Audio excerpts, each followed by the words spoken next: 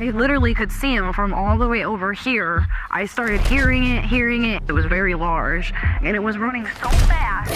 Of sorts for campers in Taos County. The Sheriff's Office is sharing safety tips on social media to protect yourself from Bigfoot. I saw something out of the corner of my eye off the side of the road in a culvert. It's not like a bear, and it wasn't like a coyote. I've never seen anything like that. No details, just big, like 10-foot foam, big. It freaked out, hit in the leg. I don't think it registered what it was. what's the likelihood that there are big animals that have gone undetected by scientists and by trained observers?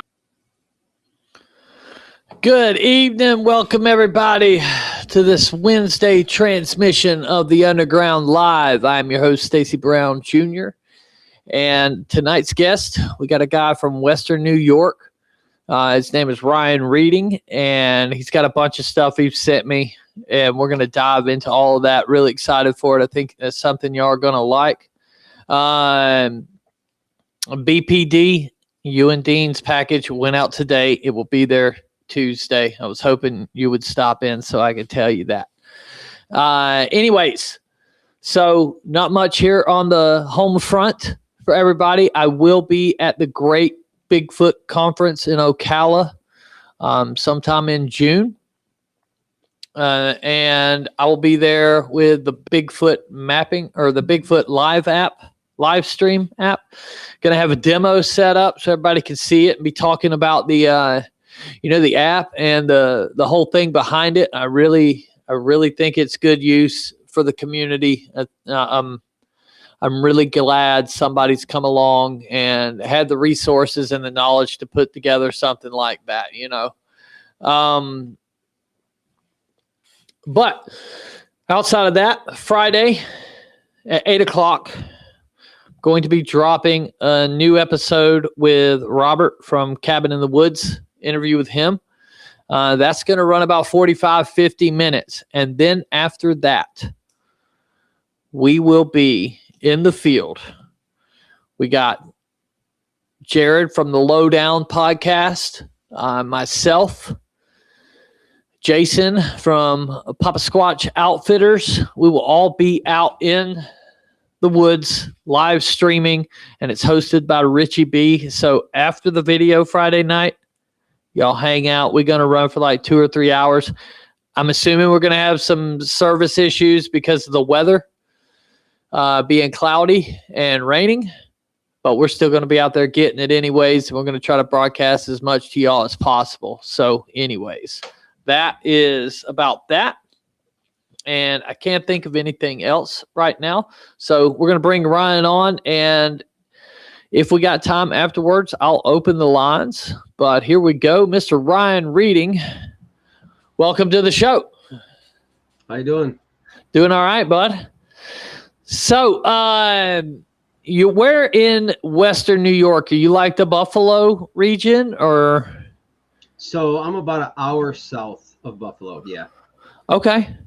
And now, is that like the Adirondacks, or help me out? I'm not too. Adirondacks are the other way. Yeah. Are they? Toward the Finger Lakes. So that would be more east. I'm more west, down towards Chautauqua Lake, not too far from the PA border. I mean, the PA border is 40 minutes. Oh, okay. So you're on the warmer side of New York, it sounds like. I wish. Yeah. So how long have you been into Bigfoot? Oh, well, unfortunately, I'd say since about 2012. Okay. That's kind of when I got involved in this whole rigmarole, learning and things. It wasn't that I jumped in and wanted to do it, though. It was something that I delved deep into after I had my first 2 encounters, Right. As most people do, I was into it a little bit, thought it was cool and all that. Even went Bigfooting a couple times, but then once I had my first encounter, it was done then, you know what I'm saying? Like I had to get out and do that again. But why don't you tell us about your first one, bud? Sure. Yeah. So that was way back. That was 2012. That's kind of when I first, got into it, like I said. So I was an avid metal detectorist. I used to go out to the old home sites. A couple of buddies of mine do our thing. We had a good time. So one day I'm out. I actually went by myself, took my dog, and I go to this old homestead, it's kind of crazy. It's maybe like only 100 yards off the road, right? It's not like super far, but it's out in the woods. It's not like a heavily used road. So I go out there, I find the well, and I'm detecting around the well, and I tied my dog up maybe about 70 yards off to my right, 75 yards, and he was just laying there. It was a little overgrown, right? So I said, well, I'm going to work from the well because it was a big 6-foot well, and I'm going to work up toward the foundation. And as I went up to the west side of the foundation, there's like a steep embankment that kind of just goes right up, 60 degrees, 70 maybe. It's a good one. So I'm working my way, swinging the coil, going up to the homestead, and there's this low branch, right? And I had to kind of do one of those numbers, duck right underneath it. And as I came up, I looked out in front of me, and you're talking 20 yards. Like, it's right there. So, but I didn't register it at first. So I kind of went back to the coil to swing, and it like registered. And I looked back up like, whoa, like, what is that, right? So it's standing behind the tree about 20 yards from me, and it's kind of doing one of the half things out behind the tree like that. But as I stopped and really got into looking at it, it seen that I was looking at it, right? It knew. So when it did that, it fully stepped out from the tree, and it bared its bottom teeth to me. It did a sound like like that. And being so close, I was able to see that there was no canids. They were all like your standard block teeth that you would talk about. There was no canid teeth there. And what it did is it turned to its left. And as it turned, its hand kind of rolled like that right in front of me. I was able to see the thumb, the whole 9 yards. I mean, you're talking 20 yards here. Went down on all fours up over that hill in like maybe 4 seconds, 4.5 seconds. It was clipping, right? I kind of froze at the time. I didn't really like understand what was taking place. I actually jetted. I got out of there, ran over, grabbed my dog, got into the truck, and I didn't know anything about Bigfoot. I didn't know anything about a juvenile. I didn't know what any of this was till years later, right? So looking back at it, if I were to describe it, it was about 5.5 foot tall, right? It was skinnier, more lanky, dark black, longer arms, kind of like like basketball player arms, really long, you would say that. But this looked more, which I have a photo of later that we can kind of reference, which kind of looks like the individual that I actually seen. But if I had to refer to something, it would be more like a chimp head. It didn't have that standard conical shape, full shape that everybody talks about in the Bigfoot. This was more round. This was more young. You could tell it did have a brow ridge. It wasn't super pronounced, but it was there. So to me, that's what I would call a juvenile, and I didn't know that at the time. But yeah, jet black, real close encounter. Like I said, I was able to see the teeth, the hand. It was close, Yeah. Then it took off over the hill. I went home. I didn't tell anyone. Actually, I lie. I did call my mother, and I told her because I needed somebody to tell. I didn't know, what to say. But then kind of what I did is I kind of tried to push that in the back of my mind. Like I kept trying to second guess myself. Like, did it happen or didn't it happen? Was it real? Was it fake? But and I got to the point where I was trying to suppress it really, really bad. And then about a year later, the next summer, actually, as the crow flies, it's about 1.5 miles on the other side of the hill. A buddy of mine, Brian, and we went out metal detecting because we used to hit this whole area. I tried to suppress that first one.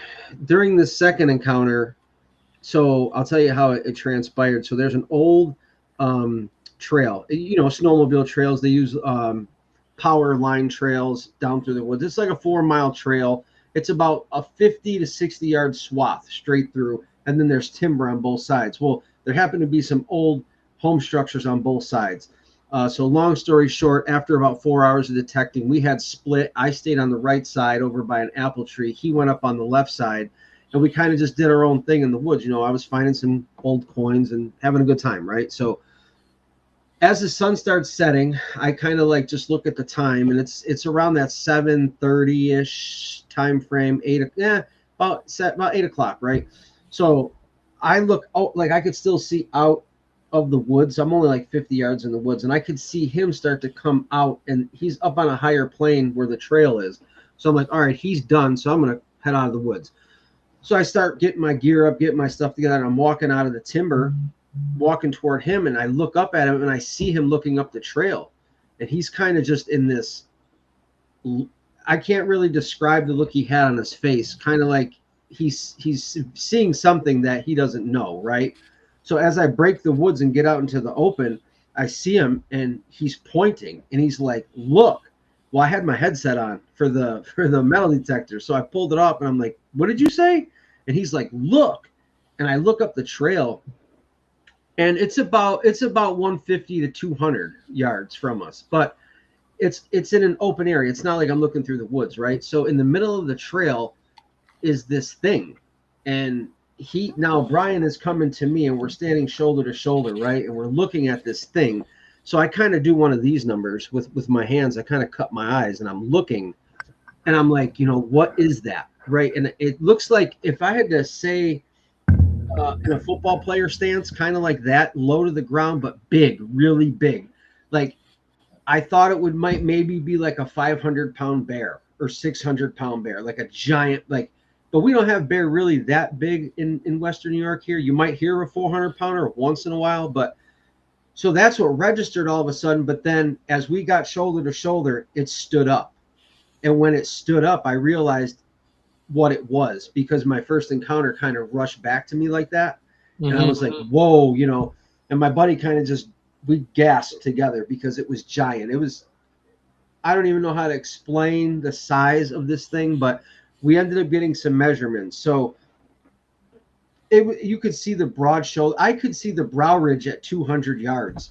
That's how big it was. So if I had to guess weight wise, like I'm going to say about 900 pounds. Okay. Good That's Lord. how giant, right? So what happens is we're looking at it, and it's probably like a 20-second encounter, 25 seconds, but it seemed like an hour, right? So we're seeing this happen, and then as it turns off the trail after it stands up. It takes 2 strides, which are like gigantic, 5 or 6 feet apart, right? Off into the bramble, off into the timber. Well, what it does is before it gets down, there's a conifer branch that was sticking over the trail, and it hit its head. So like me being a hunter, I kind of just keyed in on that, right? I was like, I can see that. I can check what that is. So after the whole rigmarole and us being panicked, we got out of there and we talked about it. And I was like, dude, that was a Bigfoot. Because he kept asking me, he's like, what is that? Like, what was that? And I was like, dude, it's a Bigfoot. He's like, no way. He's like, that was a guy on stilts. And I literally stopped the truck. I said, what did you say? He was like, dude, did you see how big it was? I was like, right. I was like, let's look at this rationally. You're going to tell me somebody stayed in the woods for 5 hours waiting for us to come out of metal detecting just to show themselves in a costume on stilts and then disappear into the woods like that? And he kind of just sat back, like, because he couldn't understand it either, right? But I kind of knew because I had seen one before. So the next day we go back up there. I grab some cast material, right? And I'm like, in case there's a footprint, whatever. We take a tape measure because I was like, Brian, I want to measure the distance. So we get there and I was shocked because I didn't think it was that high off the ground. From that conifer branch to the ground, it was 9'8", right? So that's giant. It's ginormous, right? So we start looking around. Well, there was this little, right off the embankment. It must have been its second step. Wait, it would be probably the right foot went, left foot. Yeah, so it'd be its second step because that's the left foot I think I showed you in the clip. It's a 17-inch print, 8 inches wide, 17-inch print.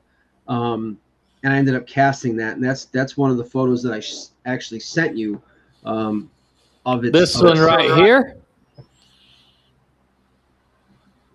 That's it. Yep. Yeah, that's a nice one, man. I want to ask you, okay, so as a hunter, you said he hit his head now, and you keyed in on that.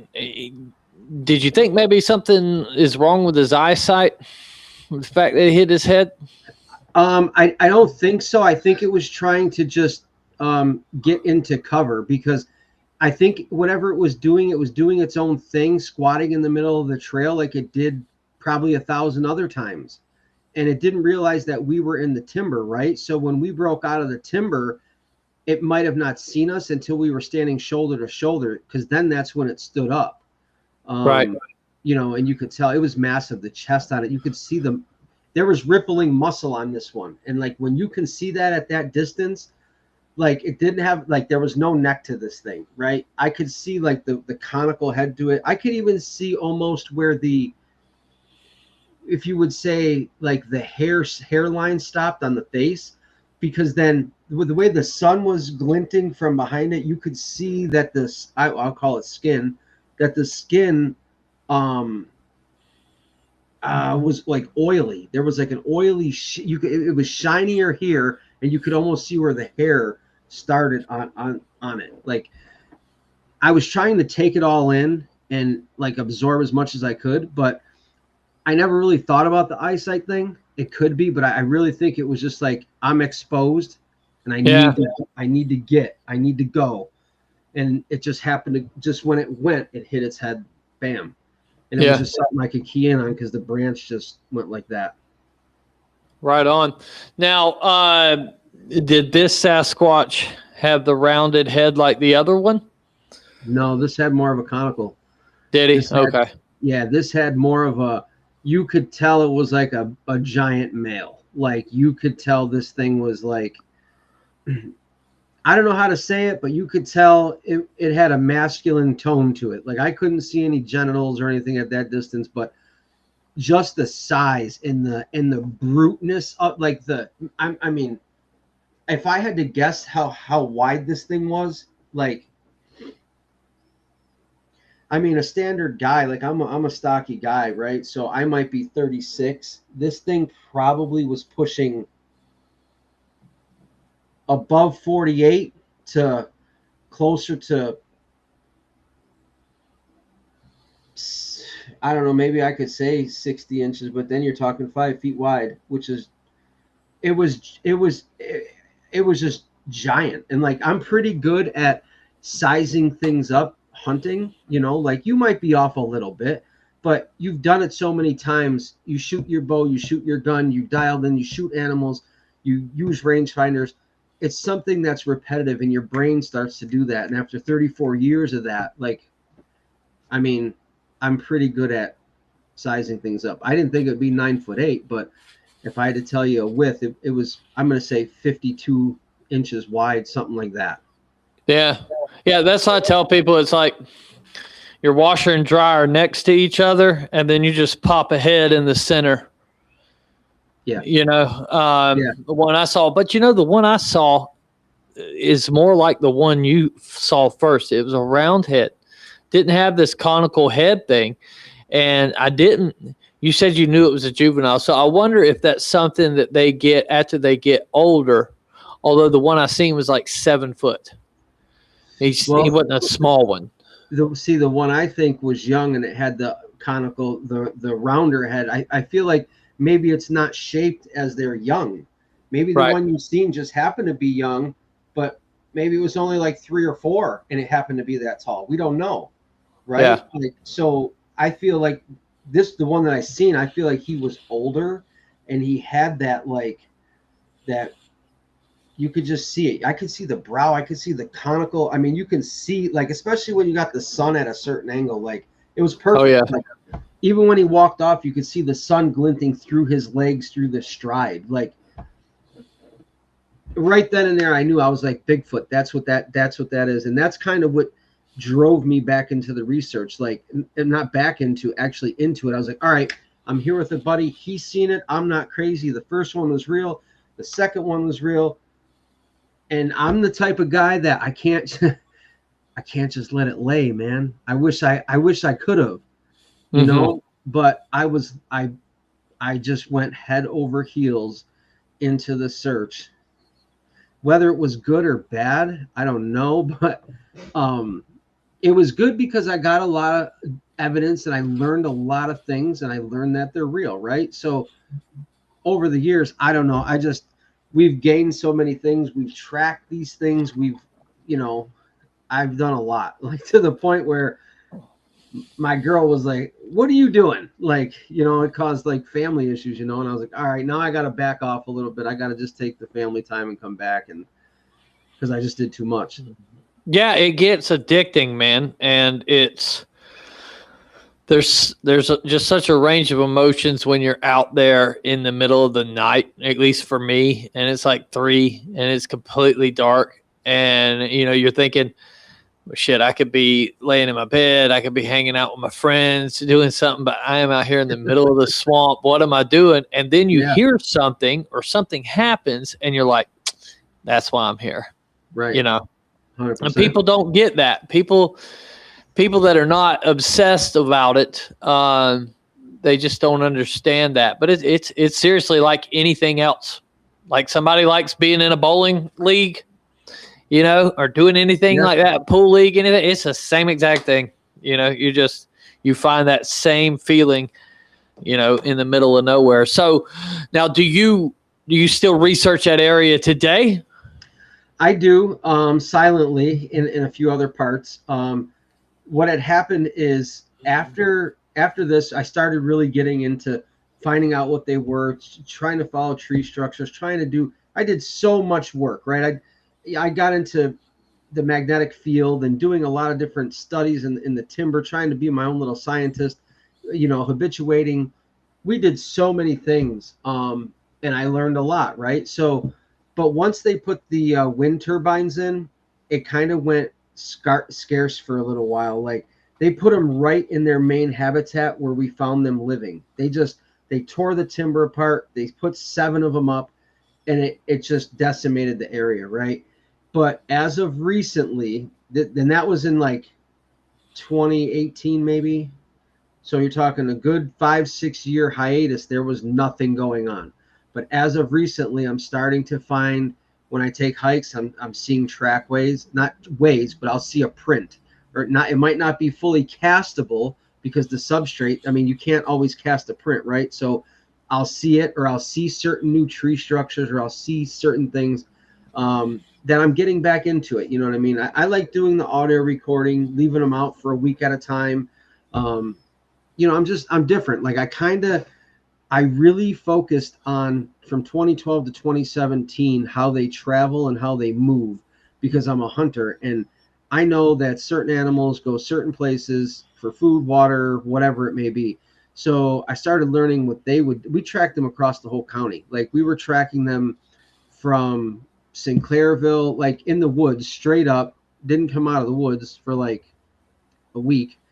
Sinclairville all the way to Charlotte, across through Arkwright, came across down through Stockton Swamps, and then we ended up losing the track heading toward, well, I guess it would really go on the backside of DeWittville out toward Bradford, PA that way. But it was a week, like, and I learned how they moved, and I put a map together, a Google map, like, and I started putting all the sightings that I've had, and then all the sightings that I've learned about across New York. Like I had really delved deep into the subject of how they move. And I even started doing like hunters road hunt sometimes, right? Like that's just a fact, not me, but people do it. I see it all the time. So I started learning, like, okay, I would take the maps and I would say, where would they be crossing and why? So 9 out of 10 times when you hear about a sighting, right? And then you hear another year later, 2 years later, what's happening is they're repetitively forced through those terrain areas. As a hunter, we call it a funnel, right? That's where big game. So they're being funneled or safety corridors for a reason. And that's why you continue to have these sightings in these certain places, in these certain areas that I learned.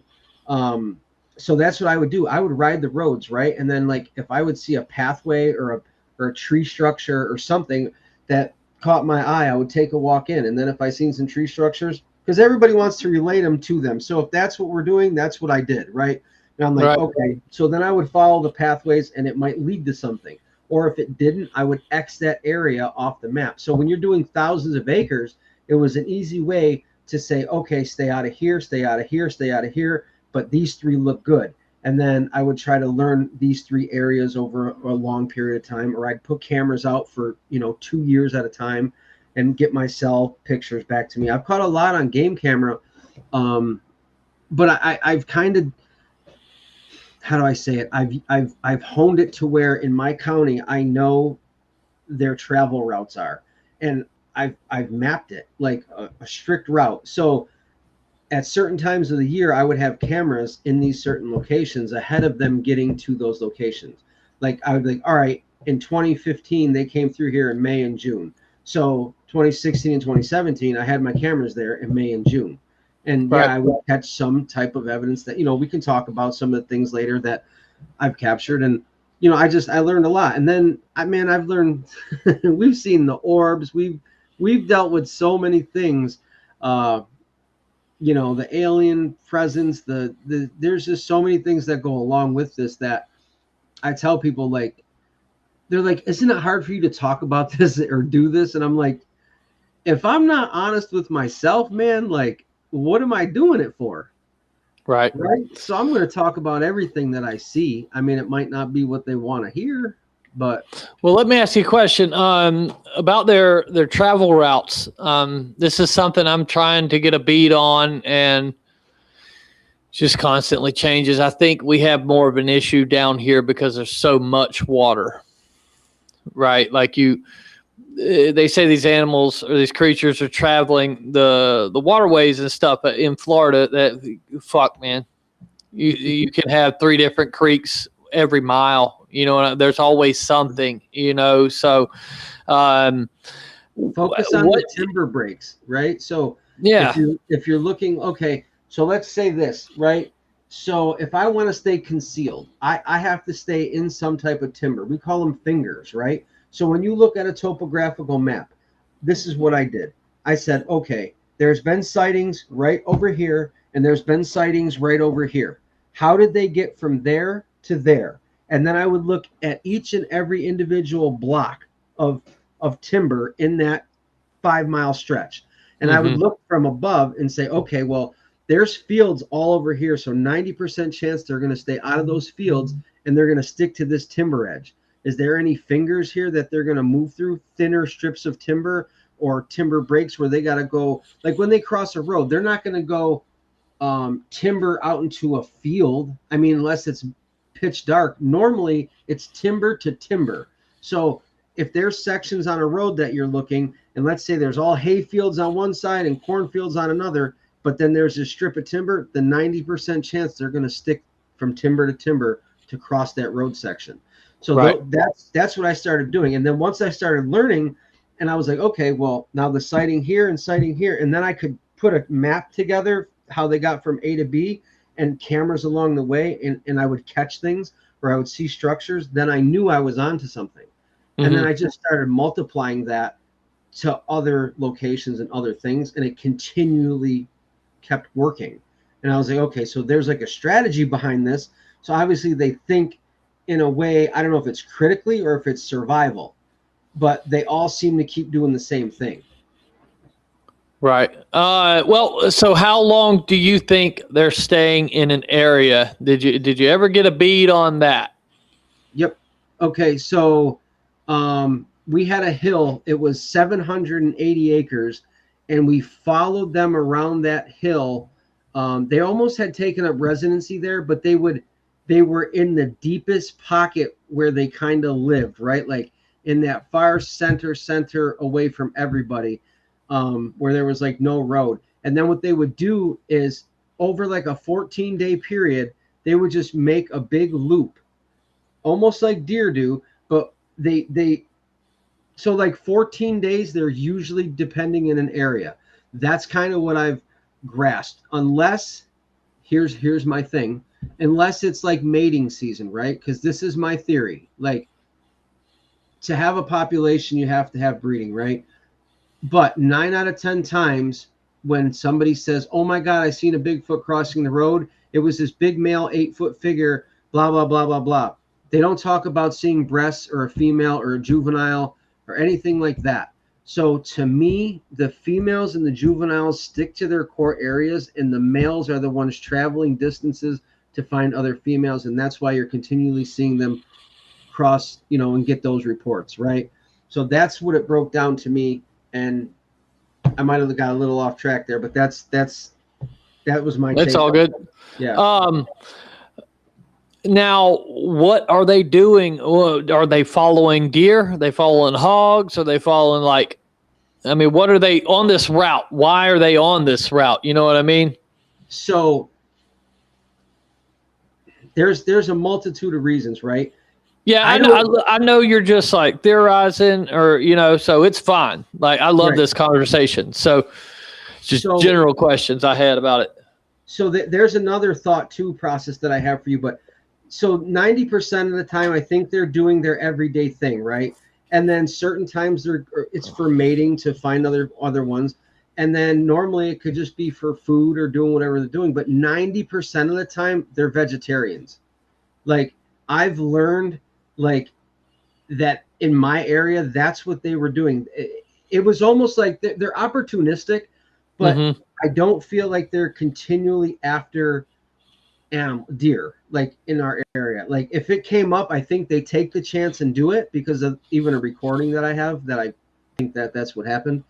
But I think 90% of the time, because in the one video, the large one at the time that I had seen, I think he was sitting behind the tree eating vegetation.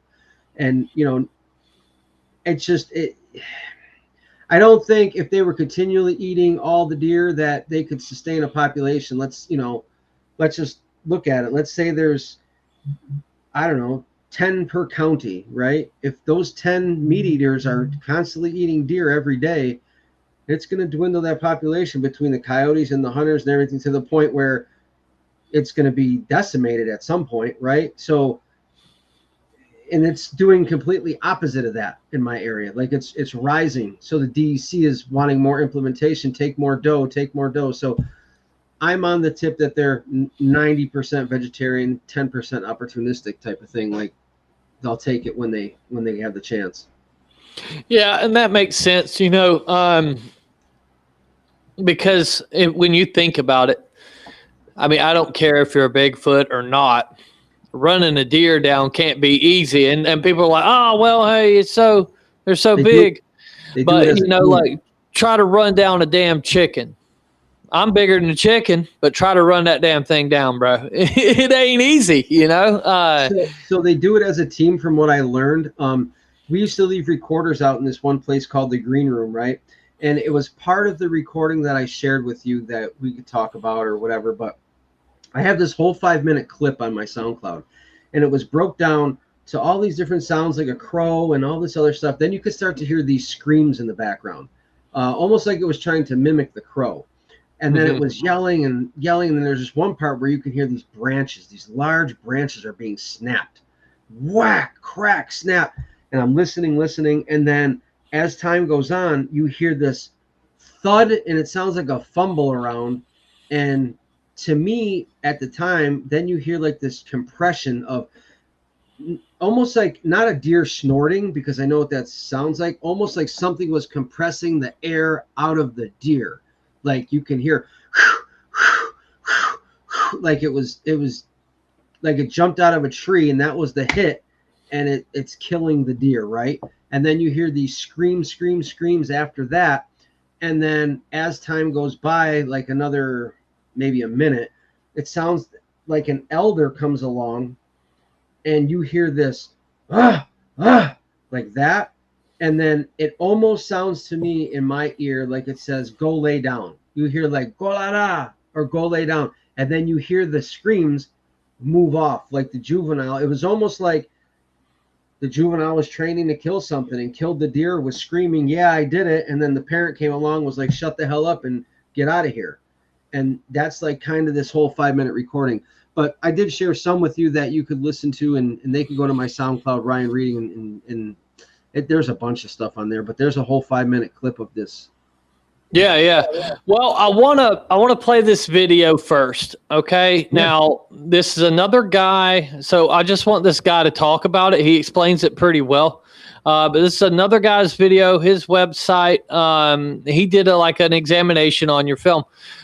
Where was this at, and when was this? Before I play it. This was 2016. This was in my county. This was in Arkwright, New York. I'm not going to give the specific location. Yeah, for sure. Don't do that. That's a township, though.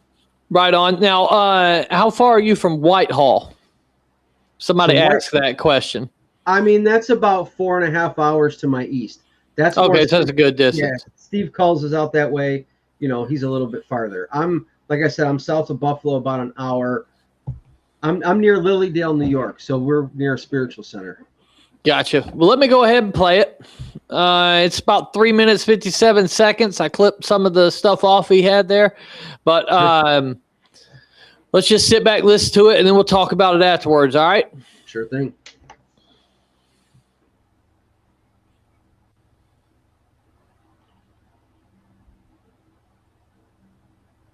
Canned it off to one side like this, so I'll just correct that right now. And look a little better. Now what you're looking for, and this isn't zoomed in, and I will zoom in on this and you'll see it a lot better. You're looking for some very subtle movement right in this area right there. So I'm gonna move it forward manually, go kind of slow. It's very difficult to see from this view. Right there. You see it kind of stepping out. Here it goes forward. He's stepping out. Okay. Now here it is about 20 seconds later, same area. And this time you're going to see the movement back towards the right. Now what happens, he steps out from between a couple trees, and he stays still for about just over 20 seconds, and then he goes shooting back to the right. Same thing, right back in this area back here. There he goes off to the right. All right, well, obviously I wanted to zoom that in. Okay, now here it is, obviously corrected. And zoomed in about 500%. Now, of course, I got the video in 1080p, so it was in really good shape, but it doesn't matter how good the video is. If you expand it a certain amount, it's going to start to fuzz up on you, and you're already starting to see individual pixels become visible. But you still can pick out some motion. Here he goes stepping out. The big old long arm coming out there, and then the main body comes out after him. And then he stays still there for just over 20 seconds. And then he goes shooting back to the right. Now I'll just rock that whole sequence again, back and forth a few times for you to see it. Then he goes back to the right. Interesting piece of footage. So here it is, same zoom level, but I boosted the contrast and lightened it up a little bit. Big old long arm come out, steps out there, and then back to the right. Now, obviously, there's not enough here to, make any kind of distinctive guess on exactly what it is or what it isn't. A couple of observations. That arm does appear to be quite long, but there's no way you can definitely get an accurate measurement of how long it is. And of course, limb proportions is what we're really trying to get to take a wild guess of whether this is human or some kind of an ape. And since we can't see the legs, we can't really make that comparison. But that does look to be a pretty long arm. The creature does look to be quite massive in nature and does move very smoothly. However, like I said, there's really not much you can say. And here it is zoomed in just a little bit more. 930% over original.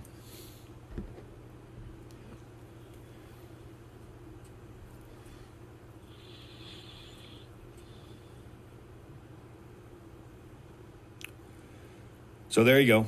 Very long arm. Moves very smoothly.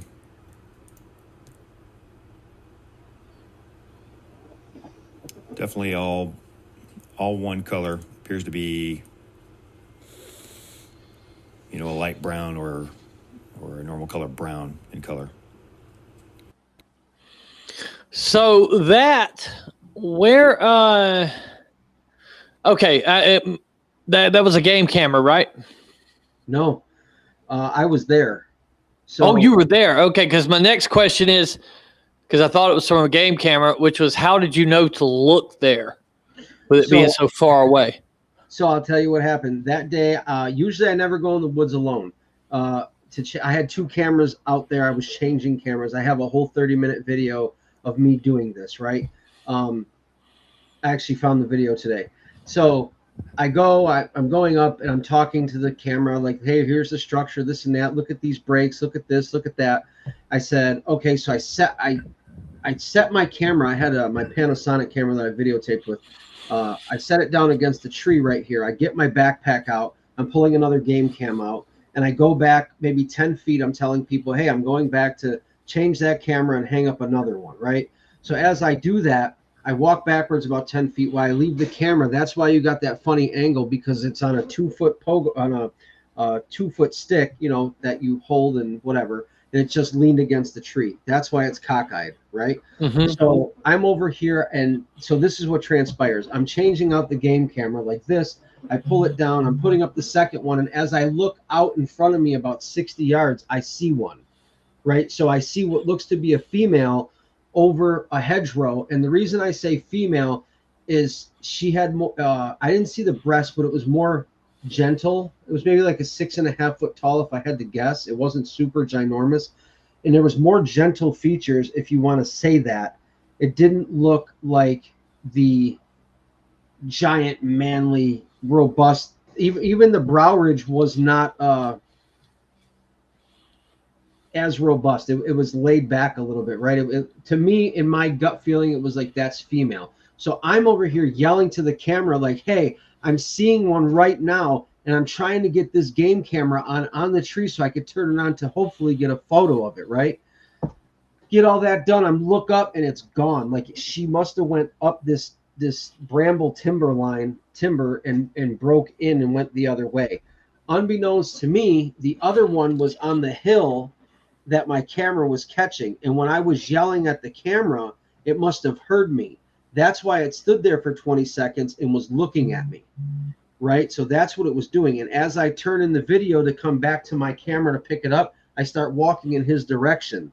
And when I do that, that's when it turns and goes down on all fours and takes off. And what's really key to me is the color of the back when the sun hits it. So if you looked at that, it was brown, but when it turns white. Like the sun reflects off of it, or the hairs are partially translucent in that video. So, because I never really seen a brown animal turn white as it turns away. Right. So that's like a key thing there too.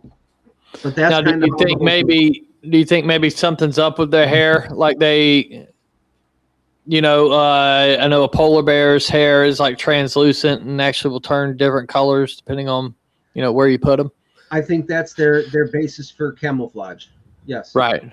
That would make sense, and could you, in seeing it go from the tan to the whitish translucent color, could you see how somebody could mistake that thing for disappearing, like just vanishing? You know what I mean? Not going in the brush, just like the damn thing just disappeared. Yeah, because that's what it looks like, and I think that's a lot of the things. I'm glad you brought that up, because I think some of that is, although I had another accounting land that I truly can't explain with blue colored lights, but I really do think that could be mistaken, because you've seen how fluid it was, and then once the sun hit it, or maybe that's a reactionary thing and it wasn't even the sun, that it just turned that color like a chameleon can. I don't know, but it looks translucent. It turns that white color, and it distorts our vision to like, okay, what, because as far as I know, nobody's ever caught one that does that on camera except us, except me, right? So, I mean, a human isn't going to do that regardless. Like if there's no way to really do that if you're a human, right? You can't just, I don't even know how you would try to do that. But so at the end of the day, that's why he was really intrigued back then on going through the footage and saying, hey, what is that thing? But I knew, because I was witnessing one while I was there. Yeah. That's cool, man. I don't know how the hell I've never seen this before. I've kept a lot of things quiet over the years, brother. I just, you know, because I've known you for a long time. for sure. Yeah, I've known you, and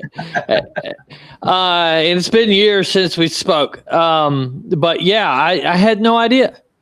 I came up to Western New York and ghost hunted a few years back. I would have loved to have been like, oh damn, we can go Bigfooting while we're here. Yeah. Because I had the worst time at this damn haunted house. It was like, I'll never go back to that place again. But yeah, what do you dude. mean the worst time, was it good haunted or bad haunted or just? Brother, you know Bill Brock, right? Yeah, I know Brock. Yeah, we were doing a live stream, like a week-long trip, and our last stop was there in New York.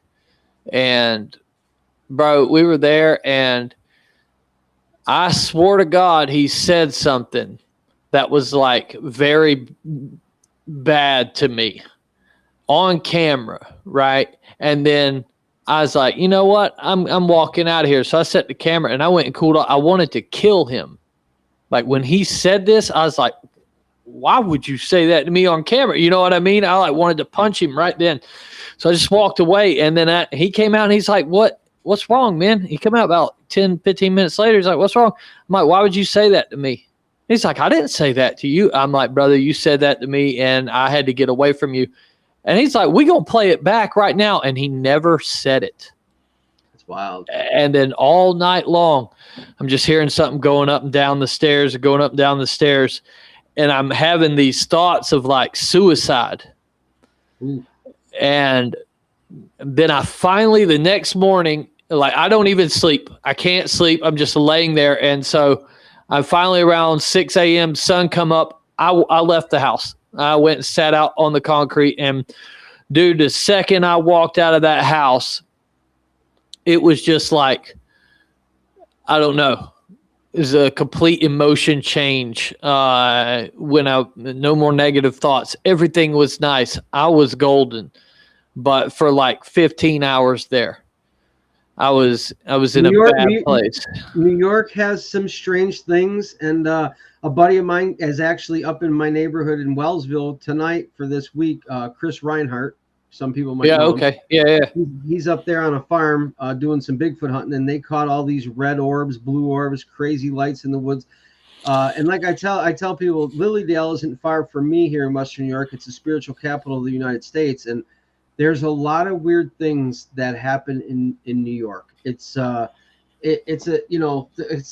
got the ghost, you got the Bigfoot, you got the alien presence. Like it's all been seen and talked about, and there's a lot of things I've experienced even at a conference, which I credit Steve Culls for being there for me when he was.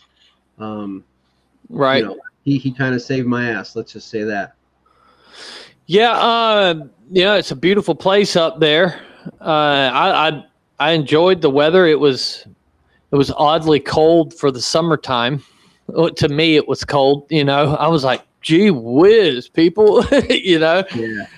And they were telling me it was some like blizzard of 77, where there was like, it looked like, from what they were telling me, it looked like 20 feet of snow. Yeah, I don't know how true that was, but I was listening to it. Yeah, that's near Buffalo, and the blizzard of 77. We actually almost tied that a few years ago. We got 7 feet in like 2 days, right, of snow. And it's astronomical because when you start to pile that up, it does get to 20 feet. You can't get out of roads. Cities are shut down. It's crazy. But yeah, we've gotten 7 feet of snow in 2 days. Like, it's astronomical. Fuck that, dude. But yeah, so hey, let me ask you about these lights before we get into some of these pictures. Yeah, you said the blue. You said something about you seen some blue lights. How many times have you seen the lights? Twice. Not. I've seen the lights twice, and I've seen what I would call a light being one time. So tell me about that. So I have a picture of it. I didn't send it to you. I have it somewhere in my archive here. And we were in the woods, and it was just getting dark, and my buddy John, he was like, dude, he passed away. And one of the reasons, let me state this, one of the reasons I slowed down on Bigfooting is I had 3 of my team members pass away, right? Mm-hmm. So due to ill circumstances and being young, and in this Bigfoot realm, in this ghost hunting realm, you hear this a lot, people getting sicknesses or passing away or a lot of these things, and it slowed me down a little bit. But anyway, we're in the timber, and John's like, dude, I see this light over there. I keep seeing this light. And I was like, where? So we got down and we did like our army crawl. We were crawling through this grass, right? We're crawling, trying to get as close as we could before we kind of popped up. It wasn't a ridge, but like the ground went up and it just tapered a little bit. So what he does is I was like, look, I'll get you the camera. Just go up like this and take the picture. So when he takes the picture, I should probably look it up. It's this like, and we stood like just above the grass. It looked like a 7 or 8 foot light being, but it was blue-ish. And when I started doing research after this, because I didn't know what I was seeing, I was trying to, this was before AI, right? So I'm trying to take the picture and try to figure out what it is.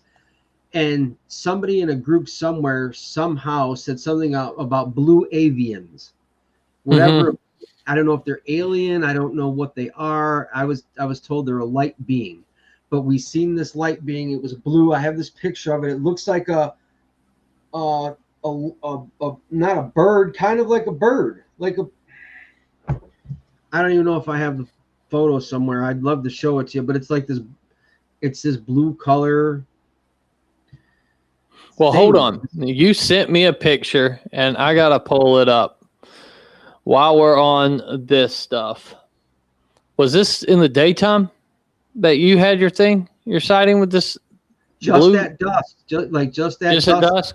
Yeah, like it was still daylight. It wasn't fully dark. What is that? Not that. That's not it. Okay. Well, what is this? No. I wish I could tell you. This was captured on a game camera. This is outside of the green room, right? And we started catching these types of anomalies in the daytime on our cameras, like, and they only go off with movement, right? So I didn't understand it, but it's some type of misty, I don't know if you'd call it a ghost, but it's tall. It's up in the tree. Like, this is zoomed in. So the camera is at like a 4-foot level. So if that's like a head, that's at like a 6-foot level. Like, it was higher up in the tree. Like, yeah. Yeah, that when I seen that, I was like, this was the one photo I couldn't wait to ask you about. So it just, was this summertime, or what was going on with this photo? Yeah, I would leave a camera. Actually, I would leave 3 cameras in what we called the green room, where we got a lot of activity for Bigfoot.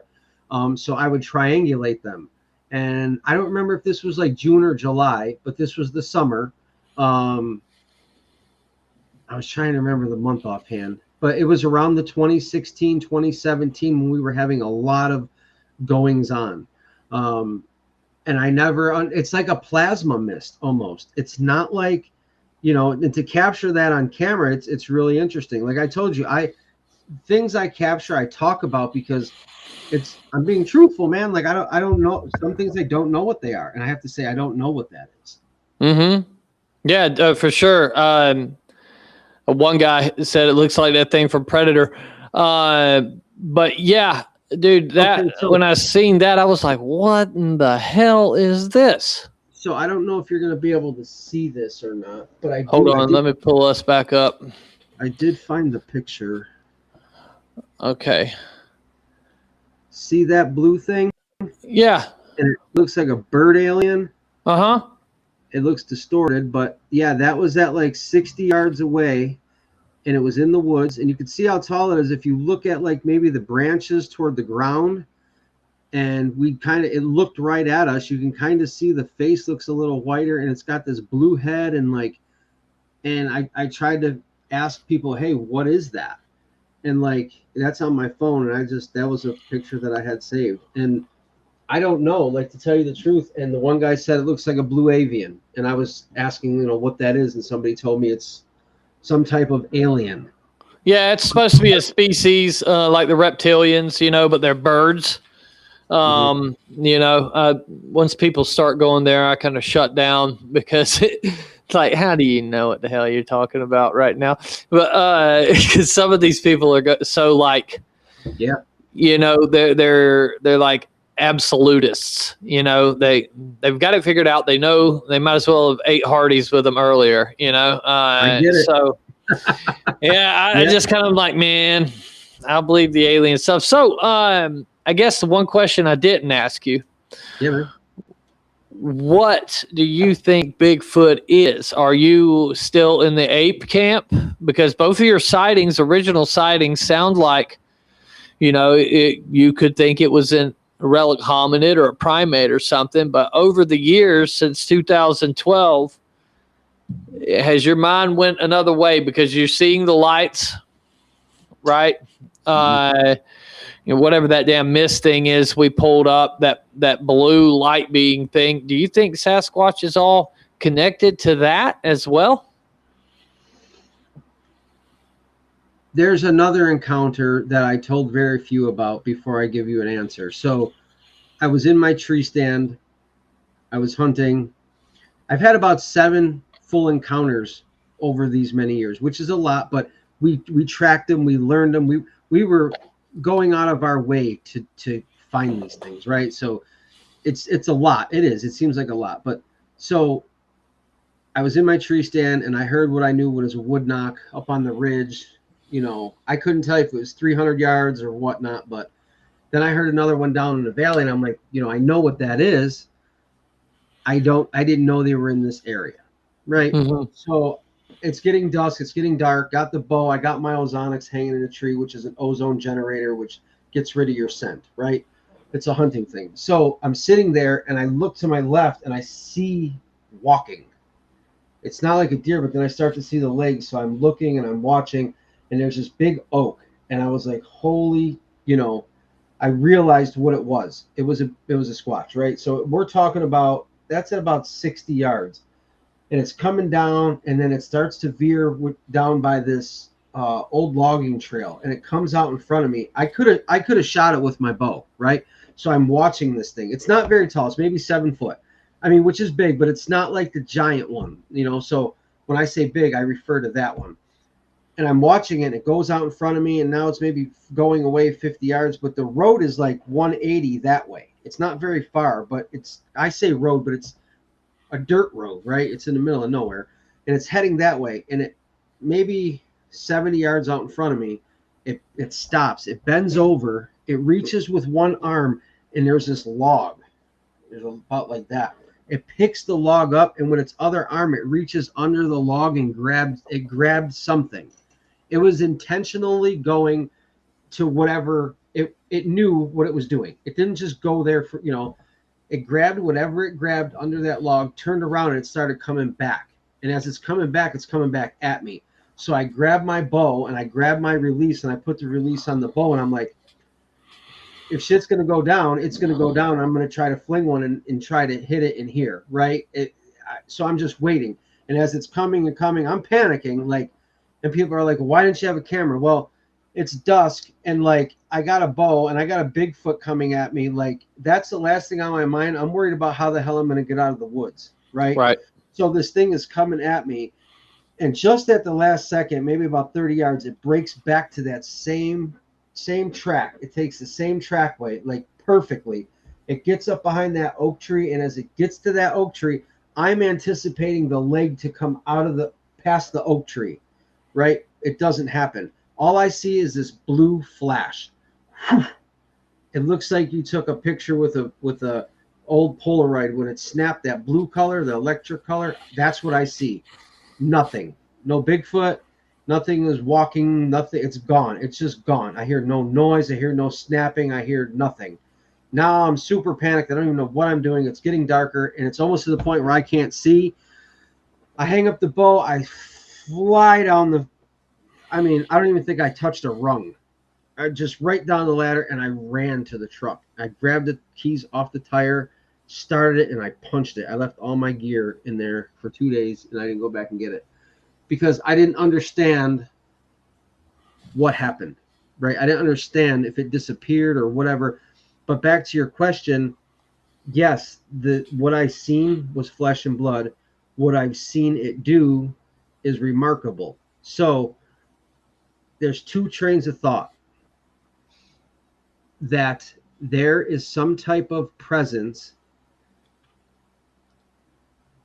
blocking us or protecting them from being found out. Kind of like, how do I say this? So I had an encounter at a Camp Chautauqua, what Steve calls saved my ass on, right? I was attacked by this entity in my room.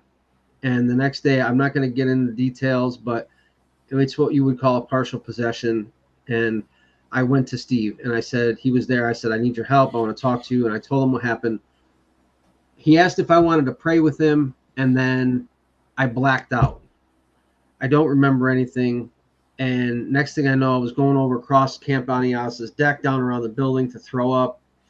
And then he's coming at me. And Steve wakes me up when he burns frankincense and sticks it in my nose. And when I come to it, he's holding me against the building like this. And I'm not understanding. I'm crying because I'm not understanding what took place, right? So I didn't know he was kind of like an ordained minister or something years ago. And he was in the ghost hunting, and he taught me a lot. But I was attacked by this thing. So I believe that things mimic other things. So if you are in the woods thinking you're looking for Bigfoot, the devil is very good at giving you what you want, right? And they can mimic shit. So when you think you're habituating letting Bigfoot in and it's something else actually doing it, like when you have marbles that come from here and end up a mile away on your kettles, like was happening to us, crazy phenomenon was taking place, right? I believe that you start to let things in that you don't necessarily want to because you're tricked. So I believe I wholeheartedly want to believe that they're flesh and blood. I really do because of what I've seen. But I've seen everything else take place, and it makes me think that something is in between them and us, protecting them so we don't get the answer, and they're doing all these things. This is why you watch people kind of go bananas, like in their videos, and they're like, Bigfoot's on my house. Bigfoot is over there. I think what's happening is at some point they ran into these things, had a crazy spiritual encounter, it affected them, and they got an attachment. And then that attachment screws with their brains. And you know, a friend of mine, like Colorado Bigfoot Mark, right? Like he kind of went bananas. And I like him. And we're friends. And I've known the guy and I've talked to him. But some of the shit he sees isn't there. Mm-hmm. Right? So it's like, is he seeing that or what's happening? So I started putting this together. And I'm like, so something is happening to people and they're getting sick, like radiation, or I mean, God forbid, some people are dying. I lost 3 members, like, and it's not the first, and there's hundreds and hundreds of them that have passed. But I had 2 friends, brother. I had 2 friends that I was able to call up the lights at this property, and then the landowner like told all of her friends. And so we had like 10, 15 camp chairs down this trail, and I call these lights up, and 2 of these guys reached their hand out and touched the damn things, and they both died of cancer within 2 years. So, you know, and I'm glad you said that, because I've been telling my buddy Richie that I was afraid they're demons for the simple fact of, because here's the deal. If you're going out and leaving food for these things, first of all, we don't know what the fuck it is. It could be a Sasquatch. It could also be something else imitating a Sasquatch. When you get into the whole telepathy part of it, right, that's some demon shit, bro. Like demons that know what's on your mind. They'll be able to talk to you, you know. And what I seen was appeared flesh and blood. No reason to think it wasn't. But you know, if you're going out there and you got a gifting station and shit, bro, that's a lot like setting up an altar and praying to something. I regret doing the habituation. It brought things in, and it got us game capture photos, which a couple of them we could talk about. But then after that, which was really weird too, because I started getting into magnetics and copper wires and grounding around tree structures and doing things. And unbeknownst to me, 3,000 miles away, Matthew Johnson was doing the same thing that we were doing. Now, I'm not going to say he's crazy and I could care less about that, but I thought it was the characteristics of doing the same ideas with magnetics and things was a little awkward, that we didn't chat until after the fact, right? I never knew these things. So, but I think there's things that I had an attachment, and that's why people talk about, oh, it's at my house. That's not a Bigfoot. You done brought some shit home from the woods that is trying to get your ass. Like, and it's not a Bigfoot, right? So I learned that, things would go missing, things would get thrown, and I had to have cleansings and go see priests, and there's a lot of things that dude, people don't understand that, so when you ask me, is it flesh and blood? I want to believe that it is, but I believe that there may be something. People say a veil. I don't want to say that. I want to say there's old spiritual scripture, something that protects them. And these things are like their front line of defense. And, when you get too close, you push too far, these things happen to you. And immediately you can't get to the truth because you back off, because you can't handle what happened. Well, I ask most people this when I was up in Canada with Les Stroud and all these other people. I talked to them all, and I asked the same damn question. I was like, once you had your sighting or once you had your encounter, once you started messing with Bigfoot, did your life go to shit? And they all said yes, but none of them wanted to make the correlation. 100%. You know what I mean? Because like when I got into it, life seemed to go good for a little bit, but it's also life, and you had it ebbs and flows, right? But it just seemed like sometimes with the Sasquatch, it's your life can go to shit real quick, and that, I mean, just looking like 30,000 foot view from 2011 all the way to now, I don't fucking know what Bigfoot is. I know all these different things have happened, and nobody would believe it. The most believable thing out of all of it is I saw a Bigfoot, and nobody believes that shit either. Yeah. So I know. yeah, you're stuck in this you're stuck in this thing where you're not lying. You've seen all these things, experienced all the shit, and you try to tell people, your friends mainly, and nobody close to you can relate to it because they haven't had it, and you have to end up getting online, and then you find out that all these other people are having the same experiences. So I think there's something to it. I think it's all right now where I'm at is I think it's all one big phenomena, that everything is connected. The ghost part of it. I'm glad you brought that up, because I just wrote a book not too long ago. It's called Challenge Your Interpretations, right? And the way I correlated it was, we're always taking these photos and they're always blurry. And there's this and there's that. Even when I got decent photos, they were blurry. And I said, maybe it's the phenomenon itself that we should be studying as to why these things are correlating. Is it the Higgs boson? Is it the God particle? Is it all these different things that, you could pick that up on Amazon, by the way. It's called Challenge Your Interpretations. And I went into depth on electromagnetics and studies that have been done, a lot of different things. I'm looking into saying, let's look at the phenomenon itself and not just Bigfoot. Let's look at, why are the photos blurry? Let's look at a multitude of different things. But I don't want to give away things. But if they want to pick up the book, they can. If not, hey, it is what it is. But I'm glad you brought that up. Yeah, man. It's because I don't know if you've done some ghost hunting, and somebody, if you're close with Steve still, pick his brain on this, because he's done a lot of paranormal investigations.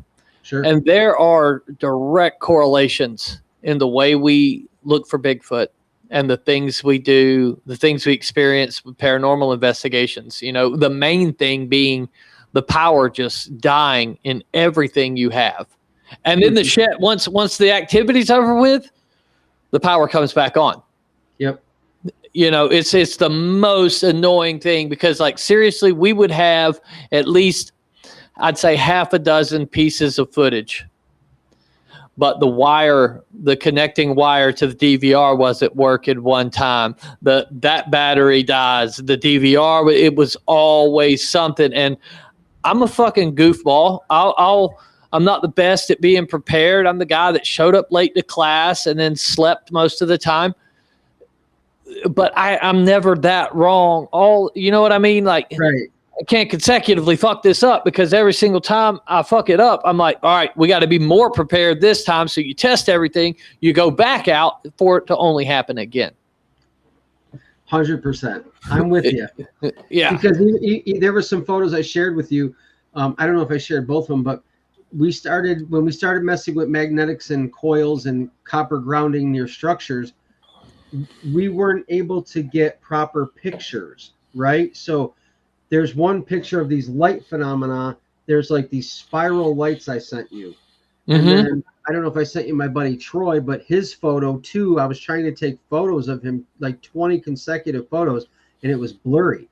I couldn't get a picture of him when we were doing these things. And it's just like, you could see the tree is straight. It's almost like you were to shake the camera like this and see the trails. Yeah. But the camera was still, and the tree is the picture of the tree in the photo was fine, but the light phenomena is all spiraled in the photo. It's just some wild stuff. Well, let's get into some of these photos. Let me see. I think I loaded about 15 of them. It was the max I could go. So I believe this one's it. They're small, but this one fucking freaked me out because I'm normally not a face in the woods kind of guy, right? Like I got a buddy, Wayne Wilson. He takes all these pictures and has all these faces and shit. The only thing about Wayne is Wayne will see the photo. He'll see the face before he takes a picture, right? Yeah. But this one here, like I think it's this one. Let's see here. Right there, smack dab in the center, bro. Like immediately my eyes were drawn to it. What is that thing? So that's a Bigfoot. So this is a story. You asked me what they're doing on their routes, right? This was a game camera that I had set up on one of their travel routes near this creek basin, and I knew that they had to come across it. I left it there for almost 6 months. Right? Same spot. So what you're not looking at is you're seeing that Bigfoot right there in the middle as it's coming across looking at the camera. You could probably zoom into that even and see it a little better. But what you're not looking at is to the left of it, down on the ground, there's a white one peeking through the trees, and you can see his eye.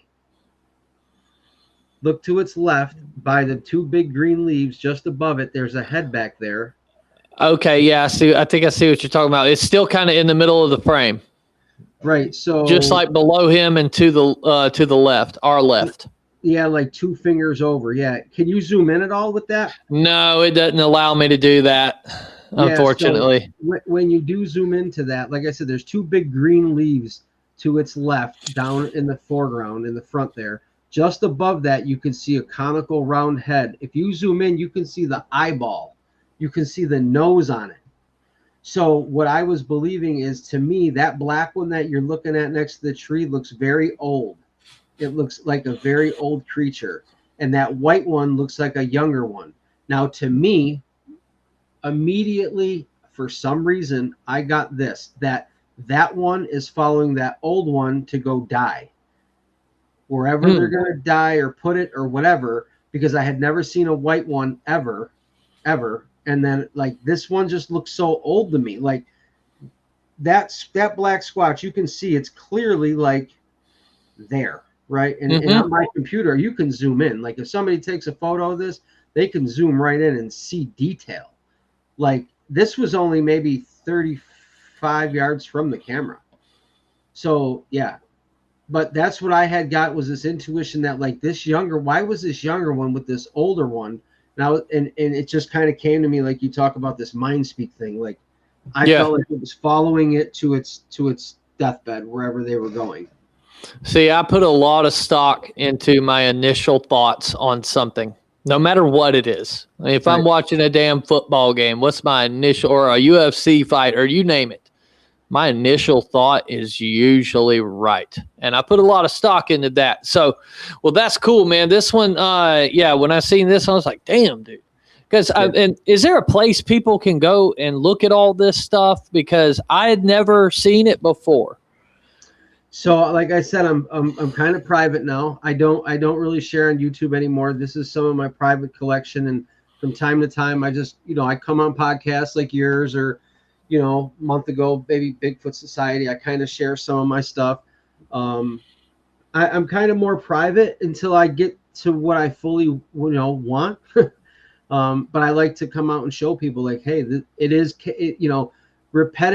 being repetitive, doing some things and knowing how to do it, you can get proper answers. Maybe I was running and gunning when I was younger, doing a lot of crazy things. And then as time progressed, I learned to slow down and try to figure them out. And it's been paying off, because some of the quality of evidence is a little higher than your standard that people share. Right. Okay, so on to the next one. This right here, clearly something inside this other frame. Explain to us what we're looking at here. So this is the left side of the green room, and this was last year. Okay, like I said, last year I started seeing footprints come back, and I was like, okay, well, I want to do some bear hunting, right? Like, I've got a lot of big bucks, and I want a bear, right? So I knew that this area is remote and another area is remote. So I started running cams, and I'm like, okay, put my cams, but I like to hide them. I don't like to just leave them out. I'm a little strategic with cams, right? Right. So I do things. And maybe about a week into it, 10 days, this is what I captured. And it looks like some type of gray, I guess you could call it a monkey looking thing, but I don't know. Some people say that it looks like it's walking. Some people they say it's squatting on the branch there. But it's definitely, you're talking about, I don't know, I'm guessing 40 yards from the cam. It's a little zoomed in, but you could definitely see the gray structure of it as the tree is tan, right? So the contrast to green, brown, and tan, it's totally different. It's almost like a grayish figure. And if we're talking Bigfoot, it kind of looks like that, because I don't know of any other monkeys that are in Western New York, right? So right. When you capture something like this, it interests me, and that's where I started talking about pixelation in my book, Challenge Your Interpretation. A lot of different things. It's like the phenomena is something we need to start looking at instead of maybe the creatures themselves. Yeah, if this was taken in Florida, I would absolutely tell you that was a monkey. Right. But you know what I mean? Oh yeah, it's totally different. Yeah, no doubt. That one's really cool. Okay, so this next one, all right. Yeah, man. There's a guy in Alabama that he shared a video with me when I was at a conference. He was like, yeah,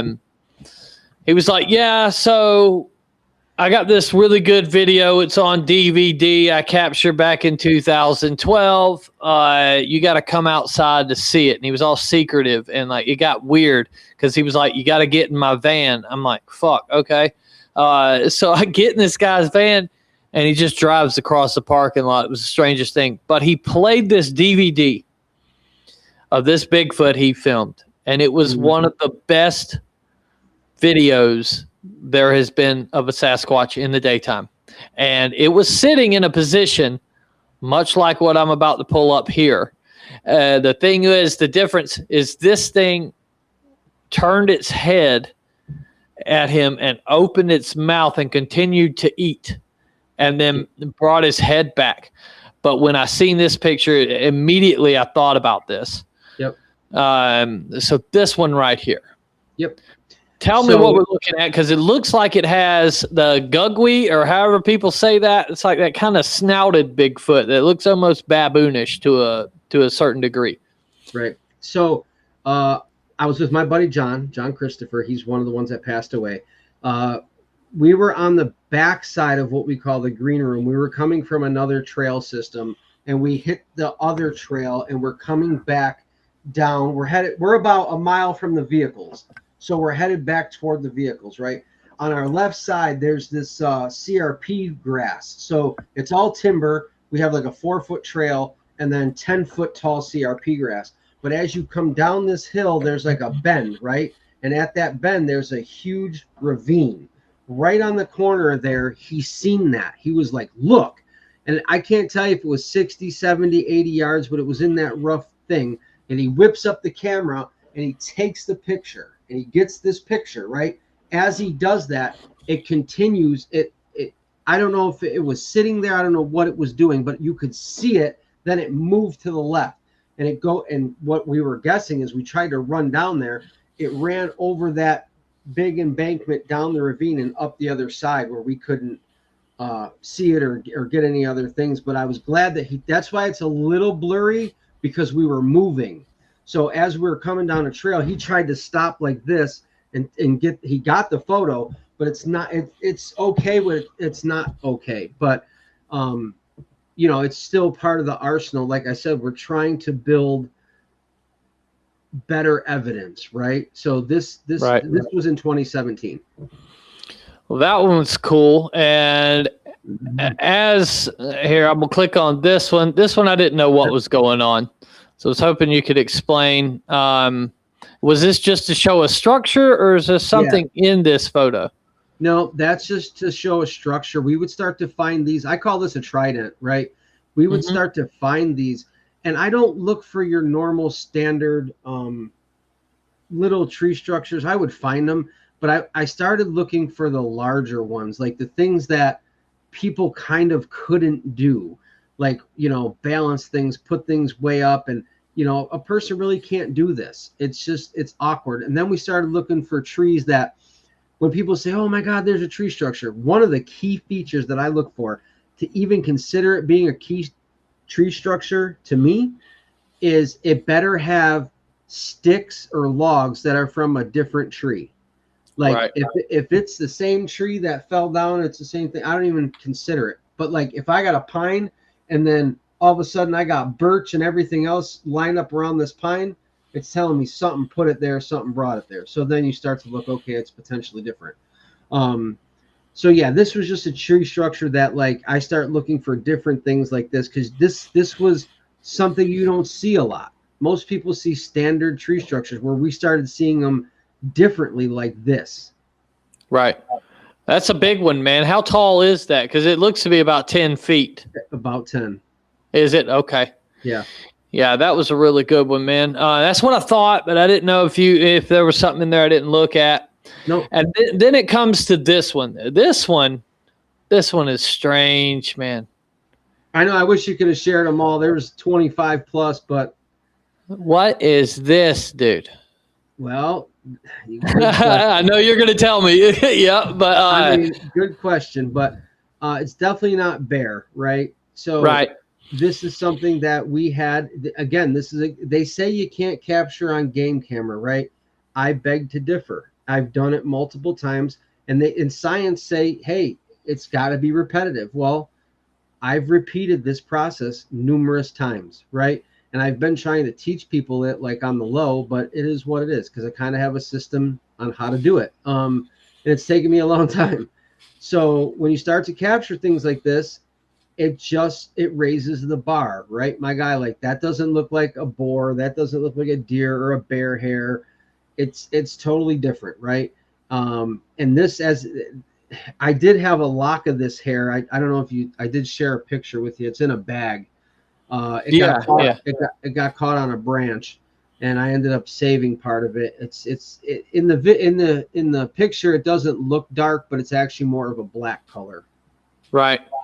Yeah, I've got a trail cam photo too, but there's just like a hand comes out of nowhere and is messing with the trail camera. And I didn't even check the damn thing, because I swore up and down that these trail cams don't work. So I would use them as like if I'm going north into this swamp, I'll put them up like a wall behind me. I'll put like 15 out, so they won't come from behind me. I'll know that everything will be in front of me for the most part. And then that was 2013. And then 2019, we are checking the cameras because we put some trail cams out, and my buddy's like, whoa, what is this? What is this? Blah, blah, blah. And bro, I had that photo for 6 years, but I'm like you.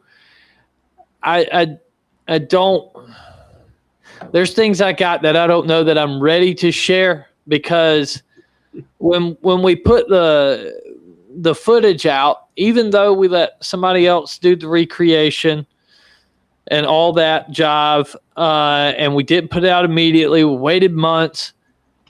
It just seems that nothing's ever satisfies.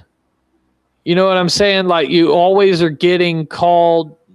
People go to ugly insults and shit, and I just backed away from it. I'm like, hey, I've got stuff, but I'm going to keep it until I get that proof. And then when I got that proof, or this creature gets proved, then I'll come out here. Now here's all my shit. And this is how I got it. This is where we got it. This is what we were doing to get it. But right now, what's the point of sticking that stuff out there? Right. I just do it, so people can understand that I'm still searching. I'm still doing my thing. And, I like to share some of the stuff and say, hey, it's repetitive. I've got this repetitive nature, and it's, that's something science really takes, because are you scientific method? Are you this? Listen, it doesn't work in the woods. It's a little different, right? But when you can put a method together and start, I didn't think game cameras worked either until I figured out this strategy, and then it started working. And I was just like, sit on the evidence, man. Well, so now most of your game cam photos, or the ones I've got, I believe all these, they're daytime. Are you not catching anything at night? Are you doing anything different there? Like, help us out, brother. Help us out. So I'm catching, and this is what I tell people. I believe in my area, they were more active during the daytime hours. So more of the dusk time, that 4 o'clock, 5 o'clock till 9 o'clock, 10 o'clock summer, that dusky time is when they moved around more. And the problem is, in the dark, unless you have a thermal, and it's still hard with the thermal because you can only see so far, you're going to miss so much evidence. I mean, it was weird though. The cameras, there was like 1 or 2 times I caught instances on cameras, but it's dark and it's hard to see even at, so many yards away. So there was no sense of me even trying to share like, hey, this is this happened at midnight, I just wasn't getting, even though it illuminated the area, it didn't do it no justice. So I was like, well, anytime you get some stuff in the daytime, that's more interesting to people, right? Like, people, they want you to think these things aren't around during the daytime. Like, they just go hide in this hole and they never come out. Like, it doesn't work that way, right? Right. What else? What creature does that? I mean, very few. I mean, I get some are nocturnal, but they always come out early mornings, dusk time. So they're there, and that's what we started focusing. Those were our 2 time frames. And then and maybe I'd like to get your thoughts on this, but so I've hunted a bunch throughout my life. I don't anymore. I just don't have the heart to do it anymore. But about the feed times. Oh yeah. Like, so that's usually when I'll be out. If I'm bigfooting, I tend to have better activity during those. And I've often thought it was because that's kind of when everything in the forest is moving. And now, granted, this stuff moves all the time, right. But it's that pull of the moon. I guess that's how it's been explained to me. That's why everything begins to eat. Then the fish do it at the same times as well. And this is why you don't see obese animals in the forest for the most part, or at least where I live. Everything's kind of fit. But would you share that sentiment where you think maybe it's better to check during the feed times, whether that lands during the day or the night, or you just think any time's good? I think it varies upon region. Yeah, animals move more, this and that, but I think if they're comfortable in an area, right, where Western New York is underrated for Bigfoot, right? New York has a lot of sightings. I didn't know anybody out there looking for Bigfoot. When I really started this 2012, 13, 14, after people started noticing, they're like, hey, this guy had a sighting. That guy had a sighting. Paul had a sighting. Bob, archaeologist, had a sighting. And a lot of times, some of the sightings I started plotting around the areas where we're seeing them. So it's been going on 20, 30 years before I even came into the scene, right? So then I just started looking. I was like, these creatures have been here a long time and they're comfortable. What happens when you're comfortable? Doesn't matter. You do whatever you want to do, right? Yep. So then they just start moving in the daytime and doing things. And what I learned, you said you put up your cameras a certain way. I would put up a horseshoe. I would call it the horseshoe method. They constantly came from like a south or north corridor, whatever it was, vary on location, and I would see their foot tracks. So what I did is, to get to the habituation site, I would leave an alley, right? Maybe a 40-yard wide alley. And then I'd horseshoe all my cameras out like this. So they knew they were there. They wouldn't go out there, and they would come to this alley, and they'd go right down to the kettle, get the shit, and leave. It was like this quick thing, right? So then I let them do that till they got comfortable. We did this habituation 6 months straight, 5 days a week at 6 p.m. It was like clockwork. So they knew, right? I didn't deviate. 5 days a week. And then maybe halfway through, I said, I'm going to hide some cameras. So I hid them in the tree, 2 foot off the ground, like in this tree trunk. But I didn't face it the way they were coming from. I faced it toward the kettle, essentially, so they would have to pass the camera and it would go off. And that's how you got the one photo I shared with you. Hopefully you downloaded it. It looks like a side view of a chimp real close to a screen. That one is right here. I couldn't wait to get to this one. So, yes, sir. Yeah, this one? Yes, sir. So the background is highlighted in a brighter green, and I changed the tone. The original, I think I sent you 2. The original is a little dumbed down on it, but this looks like the juvenile that I seen in the beginning in 2012 with the rounder head, right? If you're looking at this looks like a side view of a head. This camera was about 2 foot off the ground. If you look at the tree in front of it, you can tell it's very low. And this was facing our kettle. So this was the alley they were coming in on, and I had the camera facing the way he's looking. And as he came past it, it caught him, and I think he heard it or seen it, and I didn't get another photo. I think he went back the other way. But ultimately, they were forced through that alley. But if you look at this, you can see like the eyebrow ridge, which is really robust on the side of it.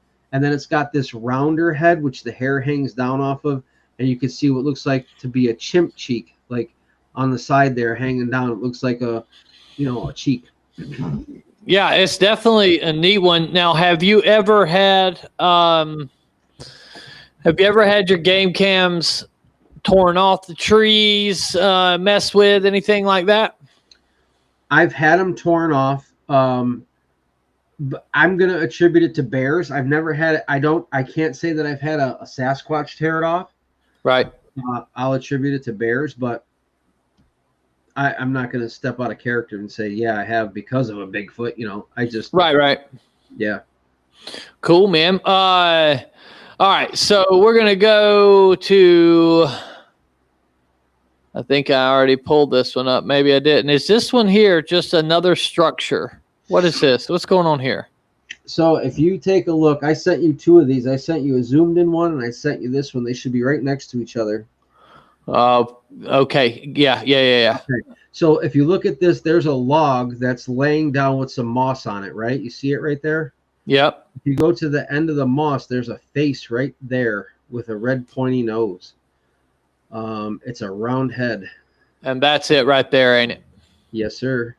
Okay. You can almost see the lips. You can see a little bit of red. You can see like the 2 eye sockets. It almost looks like a baby squatch. It almost looks like there's a black hand down to the right. It was like in a tree structure type of thing. I'm gonna say it was maybe 100 yards away. I'm guessing, but my buddy took the picture. We seen it, and then we ran toward it, and it was gone. It wasn't there.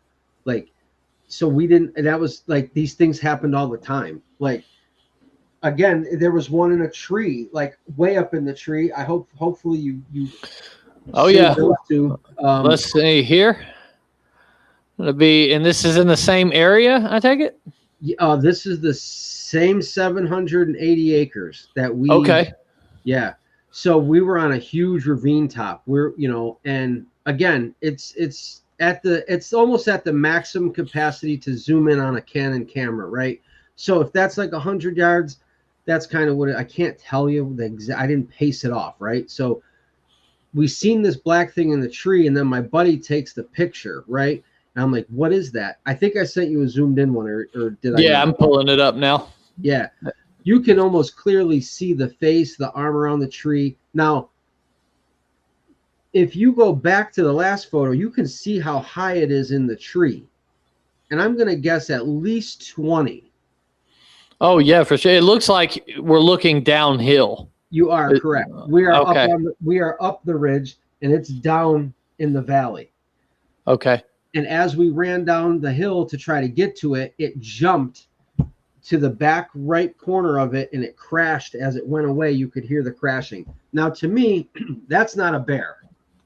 And I had another individual look at this, and he did something somehow, some way with measurements, right? I don't know how, but they came back at about 57 inches as for a height. It's definitely something in a tree, like, because I know what a naysayer would be like. Oh, well, that's just another tree behind it. Where's the base of that one? If it was another tree behind it, when you look at this photo, there's nothing there. I mean, there's another tree, but it's nowhere near that color. It's not charred or anything. And then you have just this dark colored object in the center. I'm going to go back to the zoomed in again, and then you pull it up.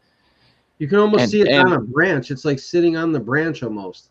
Yeah, yeah, and it's looking right at you is what it looks like to me. Yeah, it looks like it's got the right arm is around the tree, and the left arm is kind of like, like this sort of.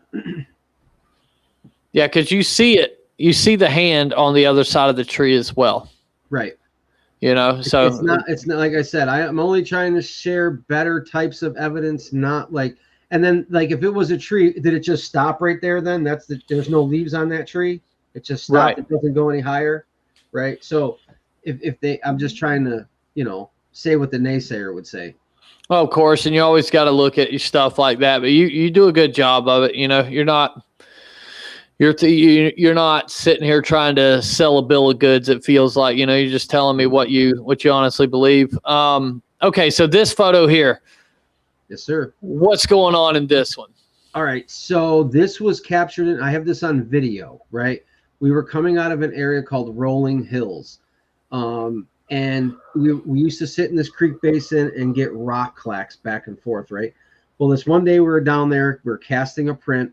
I was with my buddy Troy. And I look up and I was like, and I couldn't talk. One had run across the trail, maybe 60 or 70 yards out of this pine gap up through this other area, and I grabbed everything. I'm tripping and falling. I'm trying to run with the camera and get up there and find it, and you could see where the scuffs hit and all these other things. And I was kind of distraught that I really didn't capture it, right? I was kind of pissed. Go back, I'm telling him what happened. We get everything, we get the cast out, and we're headed out of the creek basin. And on our way out, I'm kind of just panning to the left, walking really slowly. And you can see in the video, there's like 4 of them, and they go running. You can see them running through the timber out toward this other creek system. And this is one of them that we caught. So what I did is I took 3 different motions in the video and put them together. So what you're able to see is hip movement. Bears don't have hips like this, right? That they kind of don't really look like that. So if you look at the hips, like it was sitting down before it goes over the log, it starts to get up. You can see the hips kind of get fat. And as it goes up to stand up and go over the log, the hips kind of pinch together, like where you can see the legs. And as it goes up and over, it's just gone. I mean, when these things run, if you've ever seen one of these things on 4 run, it's astronomical. And like, that's why I told you before, like my first sighting, I seen it run. This is one where it goes on a 4. The last video where it took off to run from standing, they always go down on the 4. And a lot of people are out there looking for these 8-foot, 9-foot beings. Yes, you're going to see them once in a while, but in my opinion, 85% of the time, they're on the ground. They're on all 4s. They're foraging. They're sitting down. And I think only time they're really walking is when they have to go far distances. Right. That's it. I think they spend a lot more time on their knuckles than they do doing anything else, you know.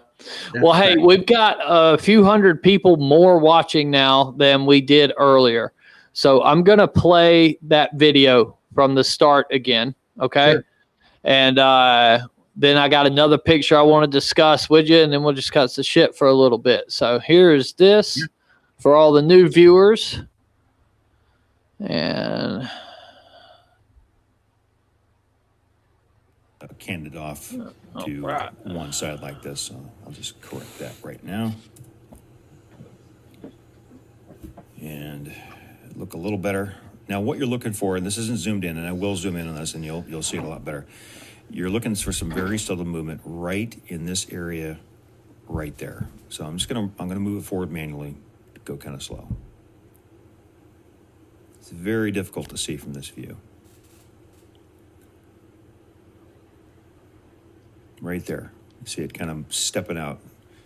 Here it goes forward. He's stepping out. Okay.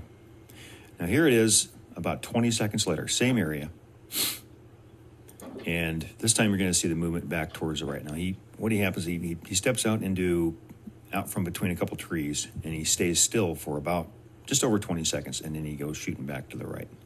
Same thing right back in this area back here. There he goes off to the right. All right, well, obviously I wanted to zoom that in. Okay, now here it is, obviously corrected. And zoomed in about 500%. Now, of course, I got the video in 1080p, so it was in really good shape, but it doesn't matter how good the video is. If you expand it a certain amount, it's going to start to fuzz up on you, and you're already starting to see individual pixels become visible. But you still can pick out some motion. Here he goes stepping out. The big old long arm coming out there, and then the main body comes out after him. And then he stays still there for just over 20 seconds. And then he goes shooting back to the right. Now I'll just rock that whole sequence again, back and forth a few times for you to see it. Then he goes back to the right. Interesting piece of footage. So here it is, same zoom level, but I boosted the contrast and lightened it up a little bit. Big old long arm coming out, steps out there, and then back to the right. Now, obviously, there's not enough here to, make any kind of distinctive guess on exactly what it is or what it isn't. A couple of observations. That arm does appear to be quite long, but there's no way you can definitely get an accurate measurement of how long it is. And of course, limb proportions is what we're really trying to get to take a wild guess of whether this is human or some kind of an ape. And since we can't see the legs, we can't really make that comparison. But that does look to be a pretty long arm. Creature does look to be quite massive in nature and does move very smoothly.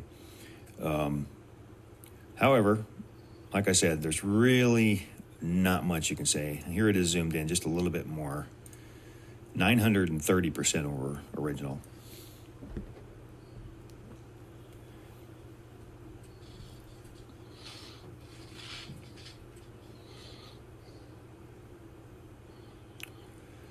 So there you go. Very long arm. Moves very smoothly.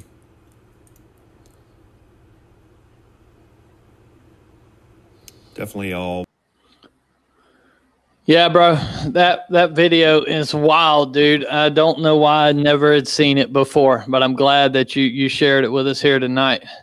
Sure thing, man. Like I said, it was one of the ones where I've never seen anybody it was the brown color, and then when the sun hit it as it turns, it has that white translucency to it. It's a very rare video, but that's why I shared. I said, hey, like I said, I'm trying to step the bar up. I'm trying to share the better things that I have, not just all the hoopla. Right. Now you got this photo here, and this is the last one I have loaded, I believe. I wish you had them all. I do too, man. I really, because there was a lot to get in here. But yeah, tell me about this one. So this is across the valley, right? There's a huge ravine between us and it. So we're coming down a trail. There's like this S curve bend, and it's all gravel. And as we come down, I look to the left. And again, this is zoomed out to as far as a Canon camera can get, if that's 100 yards or whatever. And this is the photo you get, right? So what it looks like to me and what it looked like to us was it was in a squatting position. Like I seen this black thing, and I could tell, like at that distance, I could see the body up on the hill across, and it enough to take a picture. Like, what is that?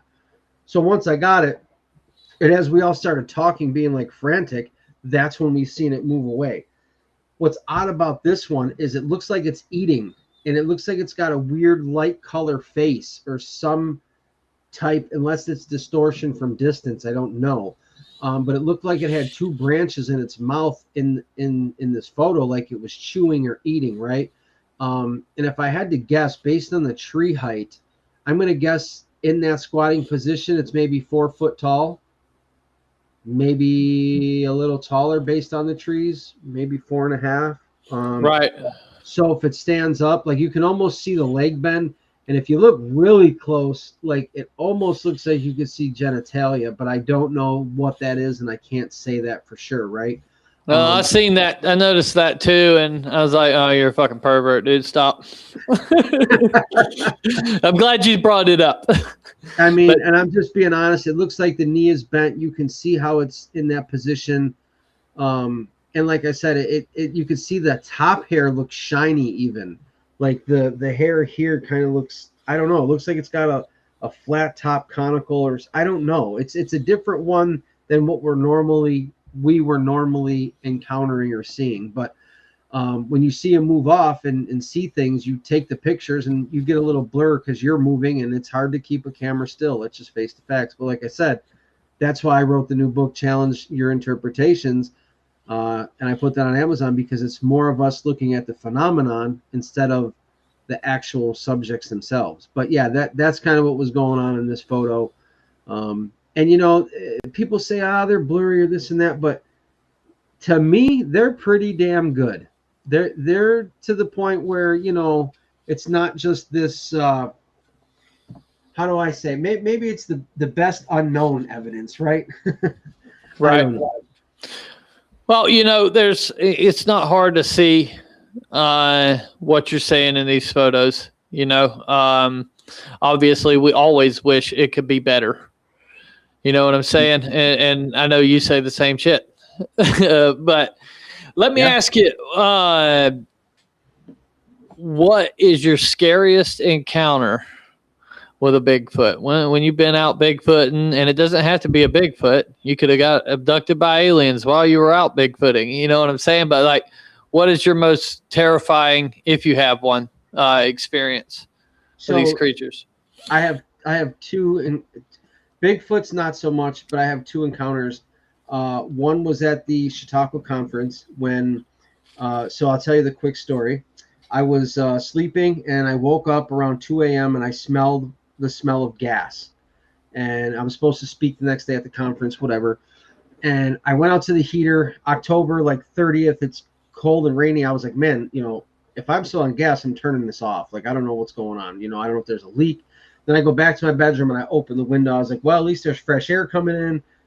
I'm not going to die if something, if there is a gas leak. So I go back to sleep, and maybe about an hour later, I'm awoken in a position where I'm frozen and I can't move, right? And I don't even like to talk about the story because it really impacted my life. And I've had health issues ever since that the doctors really can't figure out what's going on, right? So this thing is laying on top of me. It's like a gray opaque skin, right? And it's like this far from my face. It looks like the devil. It has two horns that go over its head, and you could see the rings on it. The horns are this whitish color. The skin is a gray opaque. The eyes are so black that it reminds me if you had like sunglasses on and they were so silver that they looked black. That's how black it was, right? They were like super black eyes. And the mouth, when you hear people talk about this grimace, like with all these teeth, it's for real. So this thing, it was right here at my face, and I couldn't move, and I was stuck, and it started sucking at my mouth. And when you see the things that they talk about, like this white mist, well, this white mist started coming out of my mouth like this, and I thought I was going to die. Like I thought I don't know what it was doing, but I think that it was trying to take my life force. And at that time, all I could do was turn my head, and in my head I said, God help me. Jesus help me. When I said that, it immediately stopped. It got off me, and I was in this position here. I couldn't move, and it got off of me, and it walked into the closet and disappeared. And I was able to see the back of it. So the legs were reversed like a dog leg. You know, that's how its legs were. It had this tattered kilt. It was brown, but let's call it like the Barney Rubble kilt, but it was just down here, right? And on its back had these knots where the spine would be, and it was like they looked like baseballs up its back, and it was hunched up at the top. And I mean, it was probably 5 foot tall or 6 foot tall, and then it disappeared in the closet. And once it disappeared, I was able to jump up. But unknowns to me, I was able to get a couple of screams out as this had happened, and my friends came running from the other room. Well, that's the whole thing that transpired, where I went to the conference the next day to speak. Culls was there. I went up to him. I told him I needed his help. I told him what transpired. He said, pray with me. And I blacked out. And next thing I remember, like I said, I ran across the deck, and I'm against the building, and I was, I guess, thrown up. I was just kind of, I don't know what was happening. And I'm not one to turn down somebody when they say, pray with me. I believe in God. I was raised Catholic. It just is what it is, right? And then next thing I know, he said he stuck frankincense. He lit it and stuck it in my nose. And next thing I know, like, he was holding me against the building, and I was crying and sweating, and I had snot everywhere and all this other stuff. And like I said, I credit him in a sense with saving me, because he told me like that could have been a partial possession, but since then I've had health issues that they just pop up whenever, and the doctors really can't figure out like what's going on. But that's why it's one of the scariest encounters that I've been in. The second one was in my home when I moved in. Now, hold on. Was this place you were staying at haunted?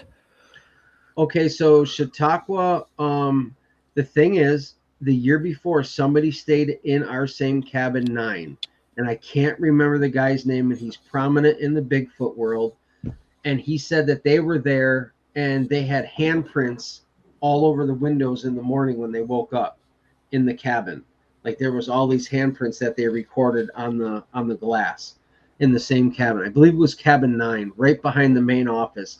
And Peter Weimer might know who it was, or Steve Culls might know who it was, who stayed there the year prior. And I talked to the guy, and I can't remember his name because it was so many years ago. But I did. There was a little bit of mind speak there, right? So when we talk about that, what I had heard from it or got from it was, I finally got you. That's what I heard in my head, right? And my response was like, the fuck you did. No, you didn't. Like, that's, and the weirdest thing about that is the same night, my neighbor in Buffalo, about an hour drive away, died of asphyxiation. So it was really crazy. Like, and her name is Jen. She was a good friend, and I can't attribute it to that or anything, but it's kind of weird. Like, yeah, I don't know. But well, I hope the best for you.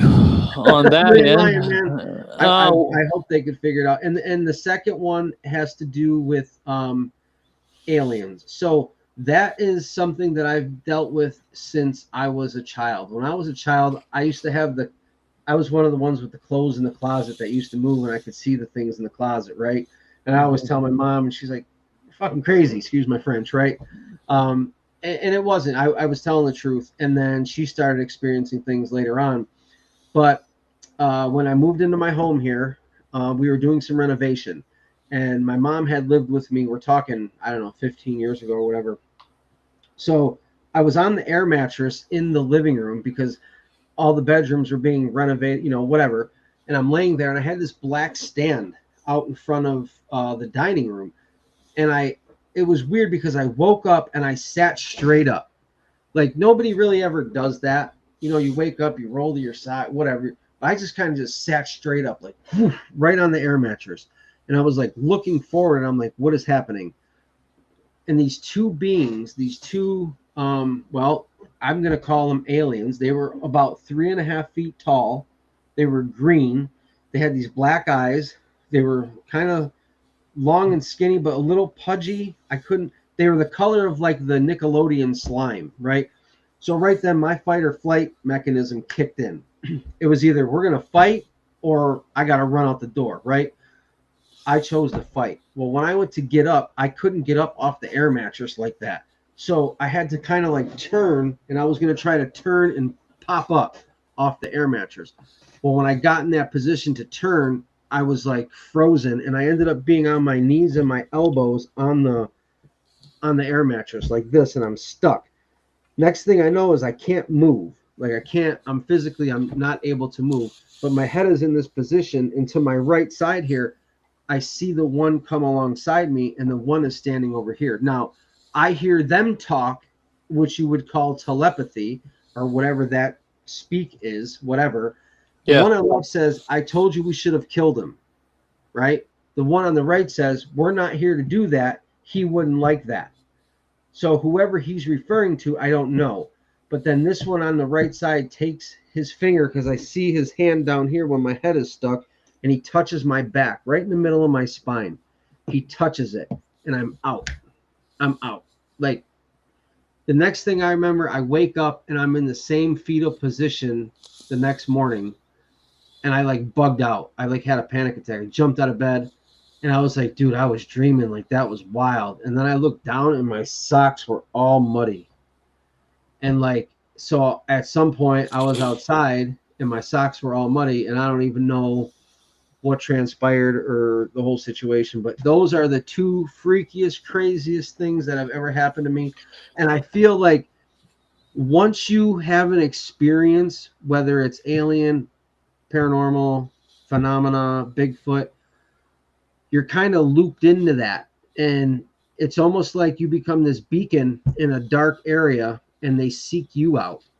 Mm-hmm. It's really weird, right? So I was going to ask you, because you've had a lot of encounters, and it tends to be that somebody that's had a Bigfoot encounter will also have a ghost encounter. They're statistically higher to have a UFO encounter. Do you think there's something to that, like with you as a person? Because I know people have said in the past, people with Rh negative blood will have, yada yada. But what are your thoughts on that? I think they take an interest in you for something. There's something that you have that they want, like I said, I had 3 or 4 alien encounters since I was little. And that was just something that I didn't know that was alien encounters until I got older and had them and can recognize, like, oh shit, that was what was happening 10 years prior. Right. Like, even my cousin had one with me. Like, we seen this red streaking ball go across the sky. Next thing I know, we're like standing in a parking lot across the street, and one of our friends, Kim, comes walking up, and she's like, Robert, Ryan, what are you guys doing?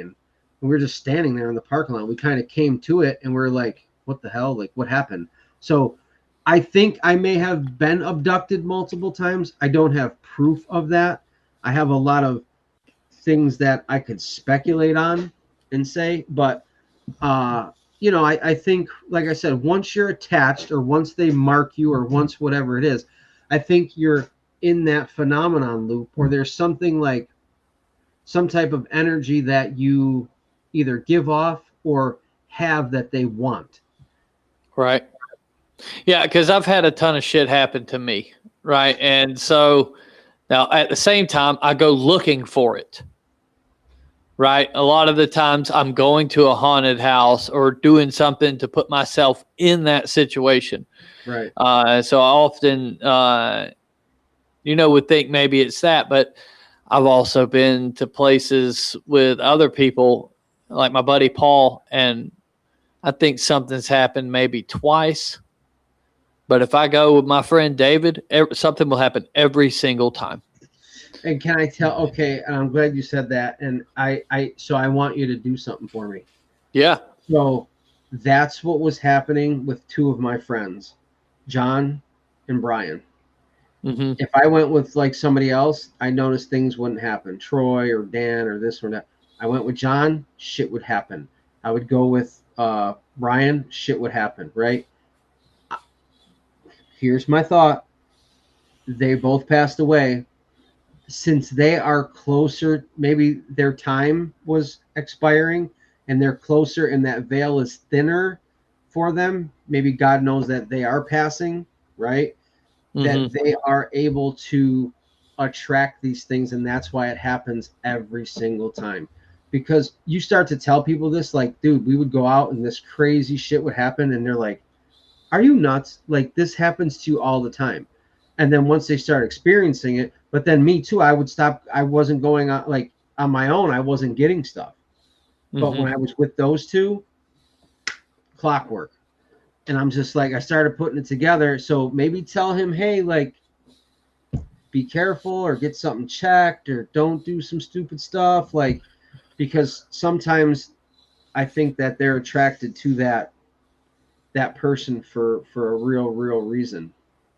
Yeah, I often wondered if it was something about people with trauma that would have these kind of things happen to them, or people who may be in a very bad situation, whether that be in addiction or they've got some other terrible thing going on in their life. So it kind of makes them more open to it, than other people. Because, hey, I promise you, I can go out with Paul and I won't even see a fucking animal, bro. Like normally when I go into the woods, wherever I go into the woods, I'm like fucking Snow White, bro. It's wild. Like animals will come right up to me. It's the strangest damn thing. Like when I'm at Les Stroud's house, I went out there and I sat in the woods, and this damn squirrel, I named him Ray Ray. He come all the way up to me, let me film him, and then he just walked off. I was like, I don't understand it. It's just,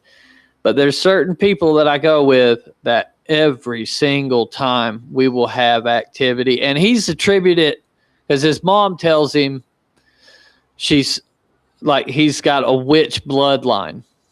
Okay. But then again, every female in her mid 40s to late 60s is related to a witch, especially once you get up northeast, it's like very prominent.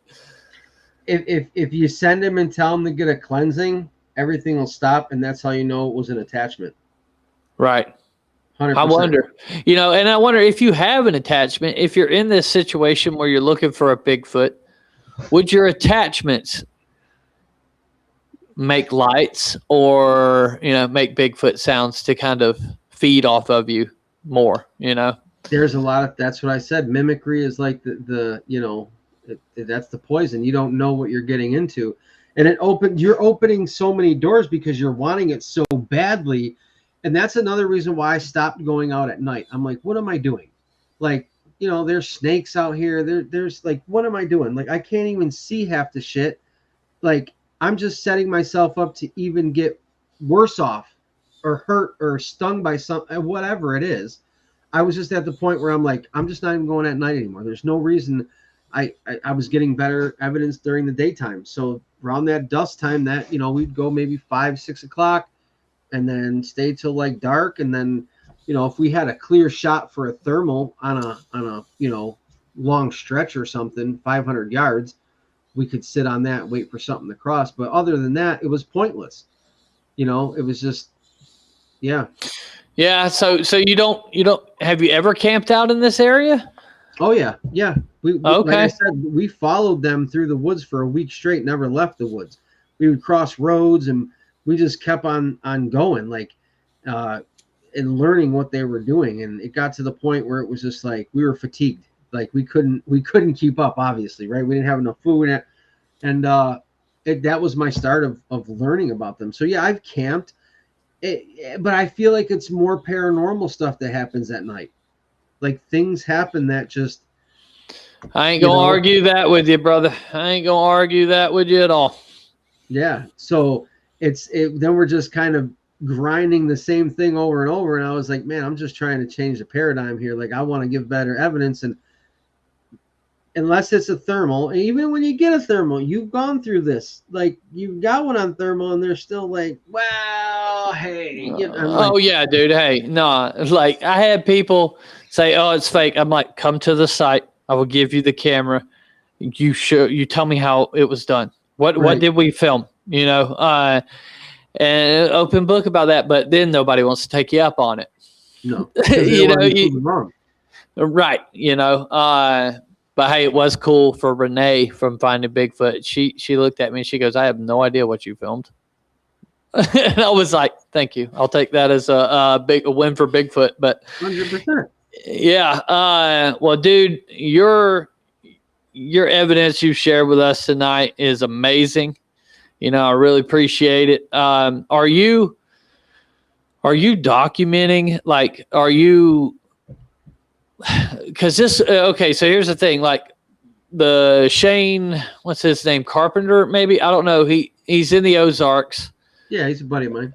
Yeah. So he documented his stuff. And then he sent me all this footage, mostly GoPro. I mean, it's nothing special, but we were able to edit all that together in that movie Into the 400 that I did for him.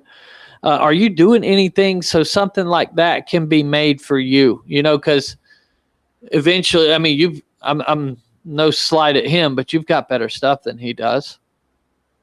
I understand that.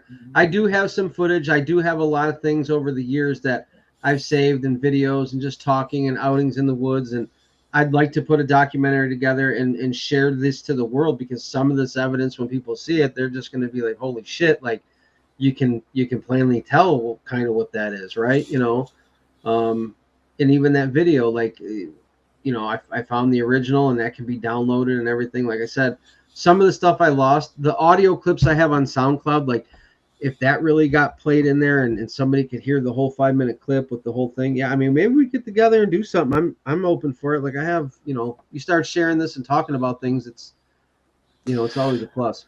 Yeah. And I always tell everybody's got a phone or a camera on their phone.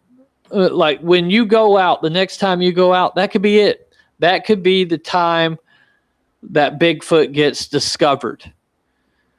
Just take 30 seconds to say into your damn camera what you're doing before you go out there, because you want, if you get it, there'd be great from a filmmaker's perspective. It would be great to have a setup.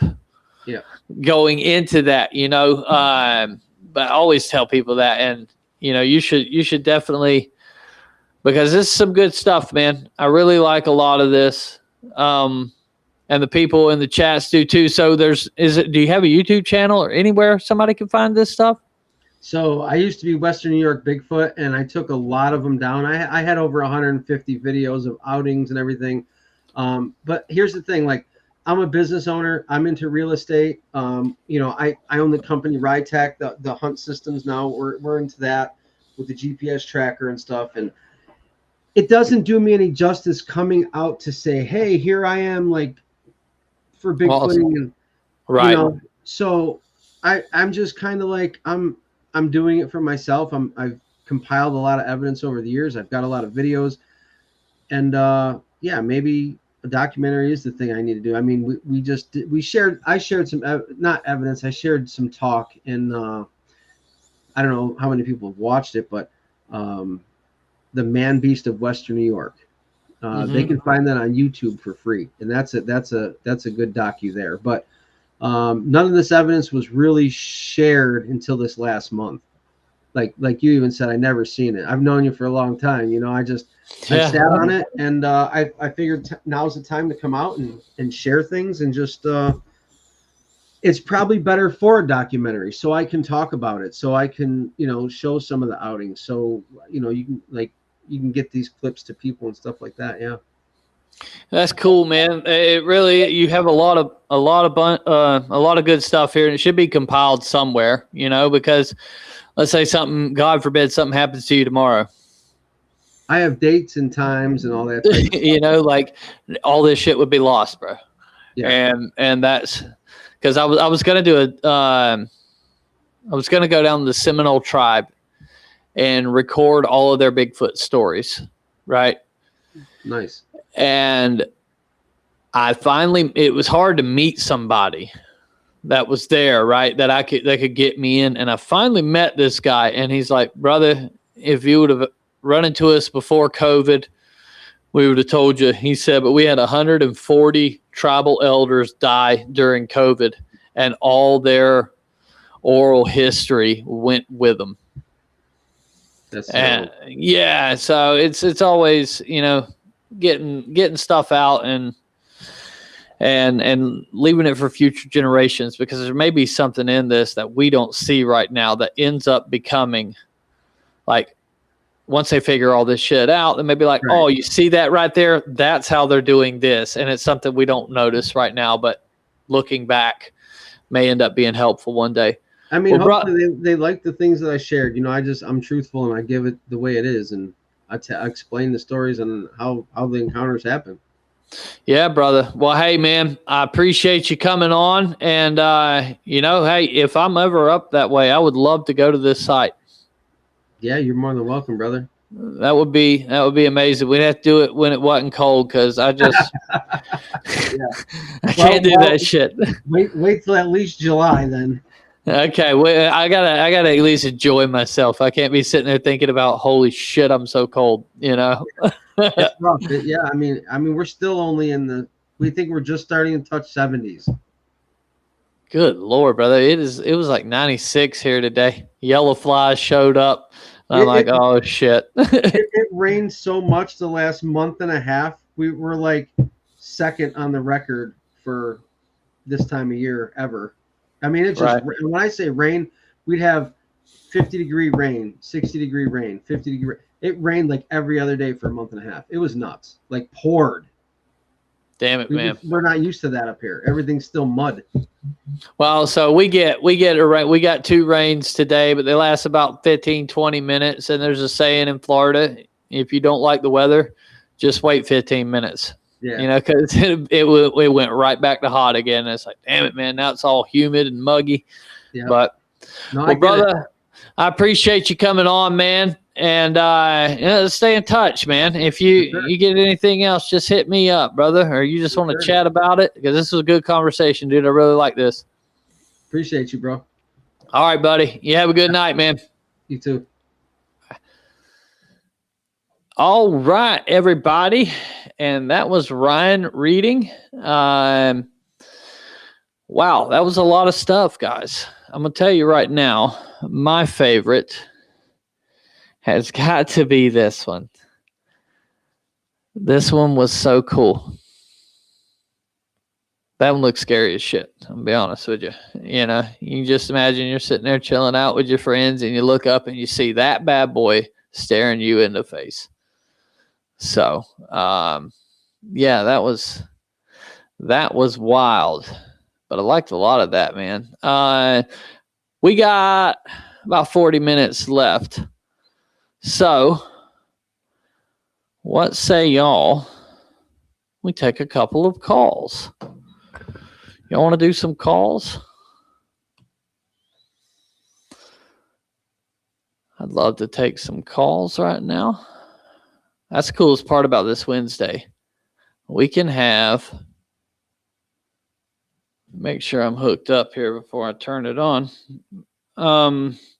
we can have somebody share their stuff with us. And then at the same time, we could take calls from brand new people. So let me turn them on. I'm going to have to, hold on.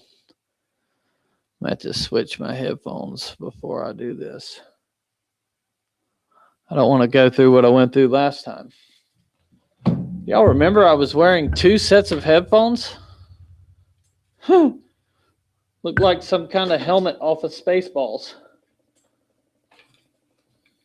Which, by the way, if y'all have forgot already, the Masters of the Universe movie will be coming out on June 5th.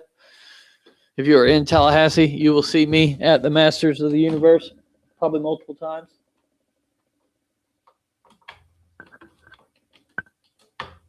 I'll just use those headphones when somebody calls. All right. Now I got my shit together, okay? Give me a second, people. Give me a second, people. All right, and the lines are open. So if you want to call in, tell me your story, ask a question, do any of those things you want to, 850-695-0522. Let me put the scroller back up. 895-0522. For anybody that wants to share their thoughts, experiences, or anything. And it doesn't have to be Bigfoot related. It could be ghost related. It could be whatever.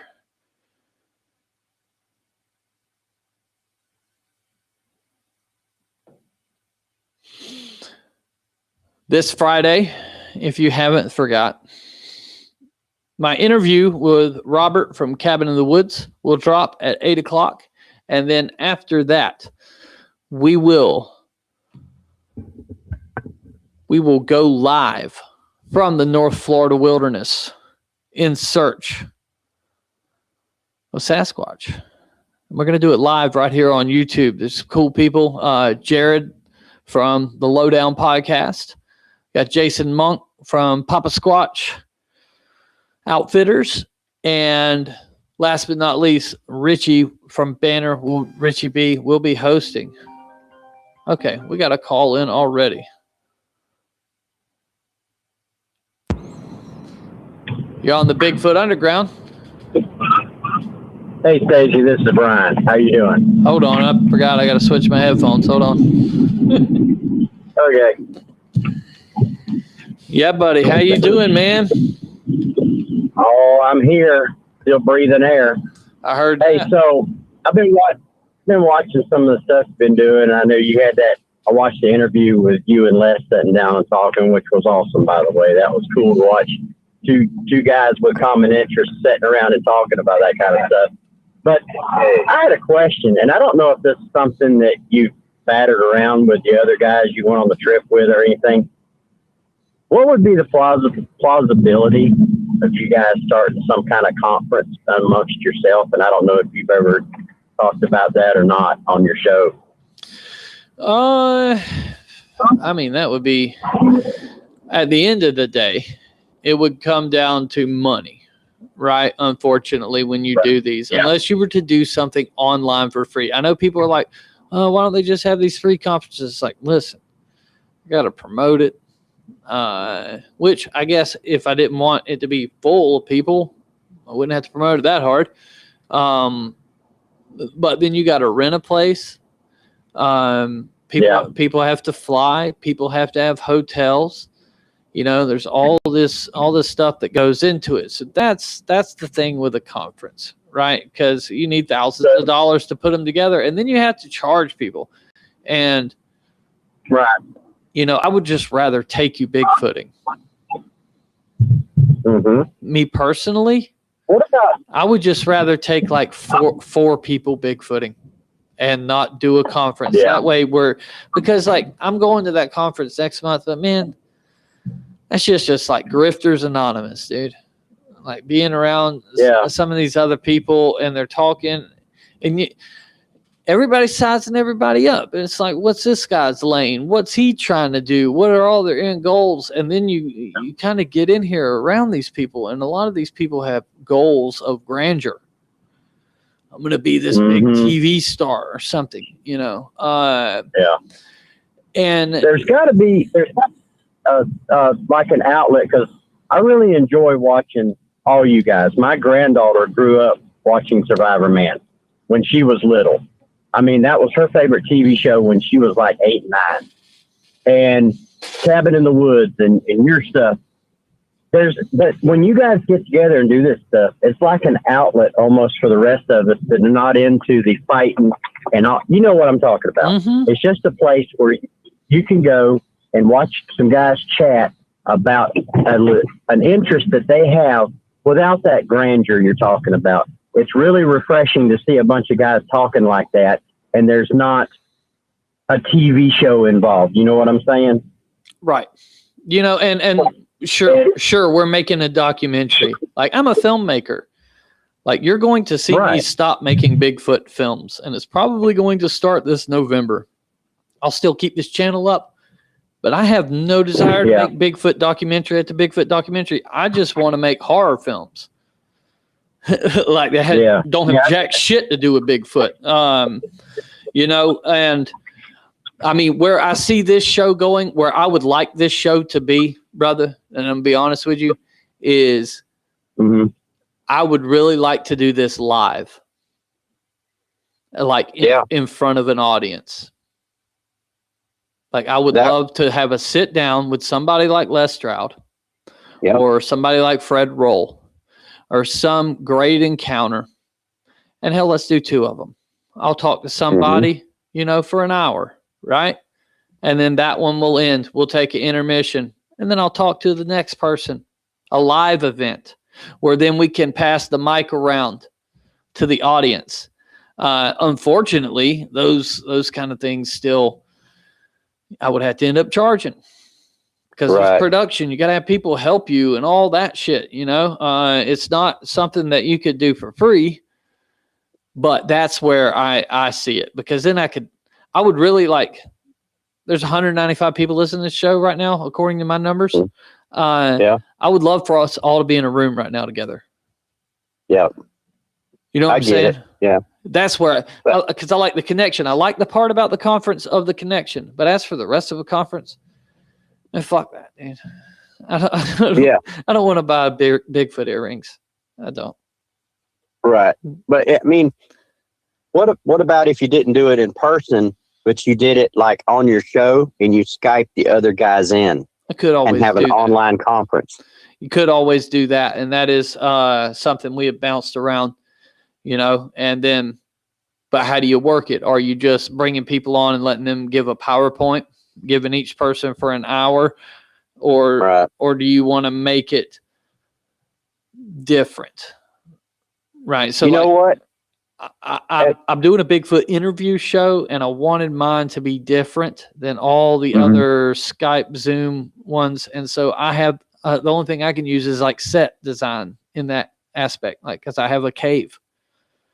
Yeah. You know, and I can light it a certain way and stuff, because I wanted mine to be interested or different. I actually didn't want to do interviews at all. But I wanted it to be where you just didn't get the same thing over. And it's like, okay, I'm watching Doug Highchecks. All right, I'm watching Sasquatch Odyssey, and I'm watching all these other ones. Nothing against it. But me personally, I don't want it to look like that. And so I'm glad we're down to the Wednesdays as the only kind of live broadcasting thing. And then I started a call-in show, so to be different from them, because, you know, how much of the same shit can you consume?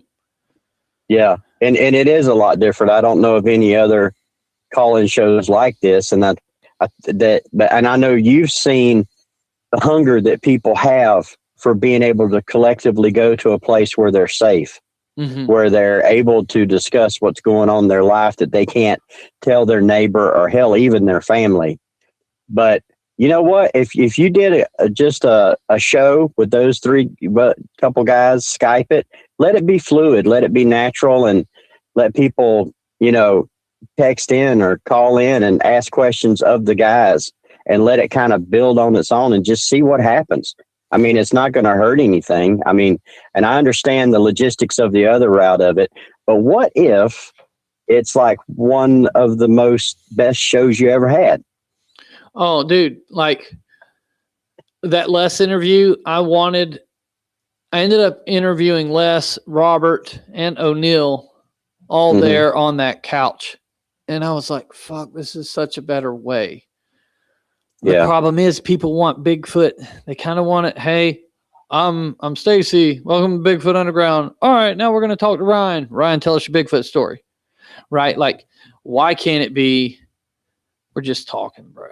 If Bigfoot comes up, it fucking comes up.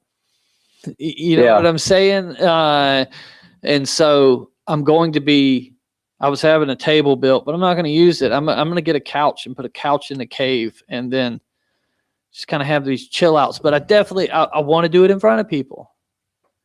Because that would be great. Like I was thinking about maybe this thing like Legends and Lore where I did it once a month in Tallahassee. But yeah, I've got people, I think I could book shows up the East Coast, anywhere in the country that's kind of into Bigfoot, you know, and people would show up to the event.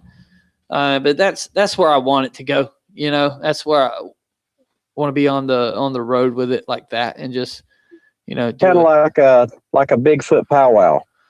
Yeah. You know, you rent out a place for 3 or 4 hours. You know, you do your show live and then you can just talk to people.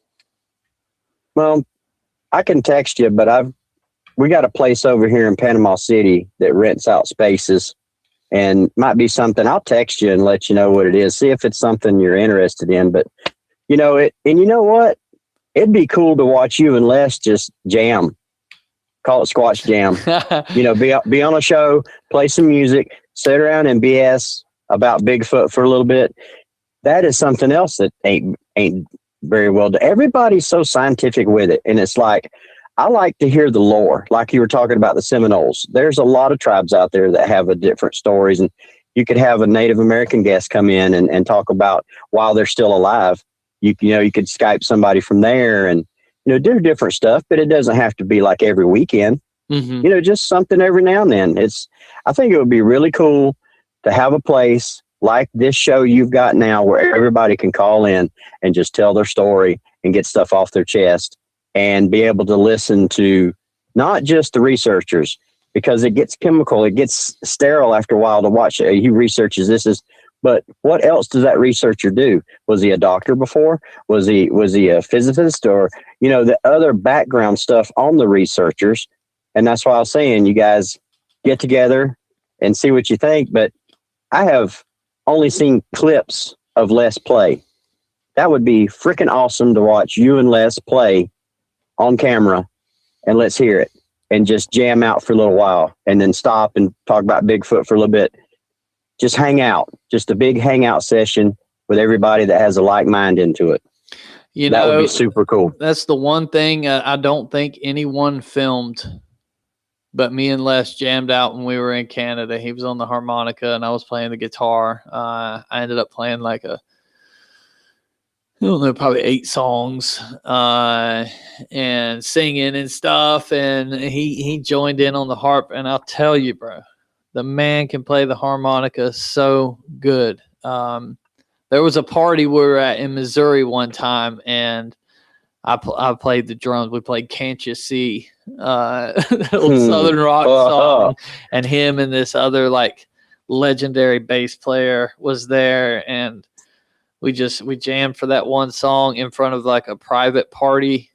We were there. It was like investors from a movie, and so we had to kind of show up. I tell you what, right now, I challenge you. You got my vote. Put it out there. How many people, you said you got 100 and something right now. How many people in the chat would tune in and watch that? Oh, I bet they would, dude. Yeah. I bet they would, but you know, some things are for me. Well, hey, just throw it at Les and them and see what they say. He's signing a record deal. Old homie's signing a record deal. I can't say who, but I don't know if he talked about it or not. But he's signing a record deal. I think he did in the interview, but it went by real quick. I think I remember him saying something about that. He played me one of his songs. He's like, "This is a new song." I'm like, "This ain't a damn new song, brother." I was like, "You sent me the demo when you did that." I said, "You may have just now got it done, but you sent me the demo, and like me and my wife listened to it. Great song." I was like, "But okay, whatever." He's like, "No, you ain't never heard this song." I'm like, 100%. It's new to everybody else. Yeah. Like having a used car. It's new to me, but Right. You know. All right, man. Well, I'll get off here, let somebody else jump in. But seriously, think about it, because I know I would tune in. Just give it a toss out and see what happens. You know, and that's also the members expedition that we will do. You know, for the members of the channel, we'll get to go to that, and we're having one this year. So haven't released dates or nothing, but that one is going to be members show up. You know, but I'm glad you said it. I've had it in my mind. I want to do like a Bigfoot underground tour where I show up and I may be in South Carolina or something, you know. But well, hey, buddy, something to think over. Yep. I appreciate you, man. All right, and y'all be good and be blessed. All right, buddy. Bye bye. All right, bye bye. You're on the Bigfoot Underground. Mr. Brown, it is such a pleasure. How you doing? All right, man. This is Bikes and Bullets, man. That's who I go by on YouTube. What's up, brother? Now I know who you are. First off, where do I start? I got a couple of questions for you, and they're not really normal questions. I mean, you've probably been asked this before. It was cold that night. It was cold. It's always cold, man. It was you gotta huddle up, stay warm, brother. You know. Yeah, it's not that kind of question. Okay. I am a devil dog. When I first saw your father's footage years ago, I knew. I had no doubt, and knowing that he was also a ranger, you know, that told me everything I need to know, and the reactions of you too. But since then, I've known who you are. I just don't know you, right? Right. Recently, in the last few weeks, you made mention of a lot of these channels out there that are making up for views, things like that, with the use of AI, chat GTP, things like that. And that was pretty profound. And it was a pretty ballsy thing to actually say out loud, because there's a lot of people that they get taken for a ride, so to speak, or conned for things like that. When I found your channel, and you've recently just kind of grown more so, and congratulations on that, by the way. My first question, and I want to erase money out of this. And the reason why is there's got to be another reason other than just money. Why do you think that people say Bigfoot, let's just call them what they are, they're another hominid species. Why are they being kept in an open secret? People know about it, people come out about it, they talk about it, but they always believe that they need an official government admittance to these things. Why do you think that is? Why do I think they're not telling us? Yes. They're another human species, and you kind of answered it. And if they are another human species, they are afforded human rights. And we can't operate. We can't operate a lot of things the way we operate if we have. I mean, look at the data centers that are about to go up right now all over the fucking country. They're tearing down a shit ton of woods for this. You know, Florida, they say the Panthers, in the last 10 years, I think the Florida Panthers habitat has been, I don't want to butcher it, but I think it was 40%. It's been diminished 40% because in the last 10 years, just mainly since COVID. But if you know there's a Denisovan, Neanderthal, any of that shit living out there in the woods, well, brother, human rights. You have to treat them. You know, I mean, hell, we have whole islands where you can't go to in New Zealand and shit like that. Because that makes sense, because it is a worldwide. Sure, it is a worldwide fact, right? I wouldn't call it a rumor at this point. You know, you're going back a few hundred years, and these beings have been documented, different species of them all over the world on every continent. So that's a pretty profound and good answer. Well, that's second one part to that same question. That's one of them. Sure. The other one is right, and I wanted to take money out of the equation, right? Yeah. And the reason why is because not everything is money, albeit money, drives people. I get that. Right. Well, let's say the biblical sense to it and the human rights part of it, right? Sure, that makes sense. Yeah, if they're coming through a damn portal or something like that, if they're an alien species, you don't want people to know. If they're Nephilim, like I don't understand why people come up with the whole Nephilim thing. I don't think they're Nephilim. Maybe I'm wrong. Maybe they're descendants of Nephilim. I don't understand enough about it. But let's say they're Nephilim or whatever. Then that may fucking be a problem too. Especially if something's, or if something's walking through a portal, and you take money out of it. Sure. And it's just like, because aliens has kind of been an open secret too. We all fucking knew. Yeah. This whole disclosure thing is nothing new. It's just that, that they're telling us now for some reason, which, hey, everybody please listen to this. Don't believe a fucking word of it. They're going to tell us some shit. Right. They're going to tell, because, hey, brother, the federal government ain't doing a damn thing for your interests. I don't care if Trump's running it, Biden's running it, whoever's running it. It just operates the same all the time, and nobody gives a shit. And to think that now they're going to tell us the truth and we can trust it, especially after the vid, no, we can't do that. Y'all please take everything they say with a grain of salt and don't buy into that shit.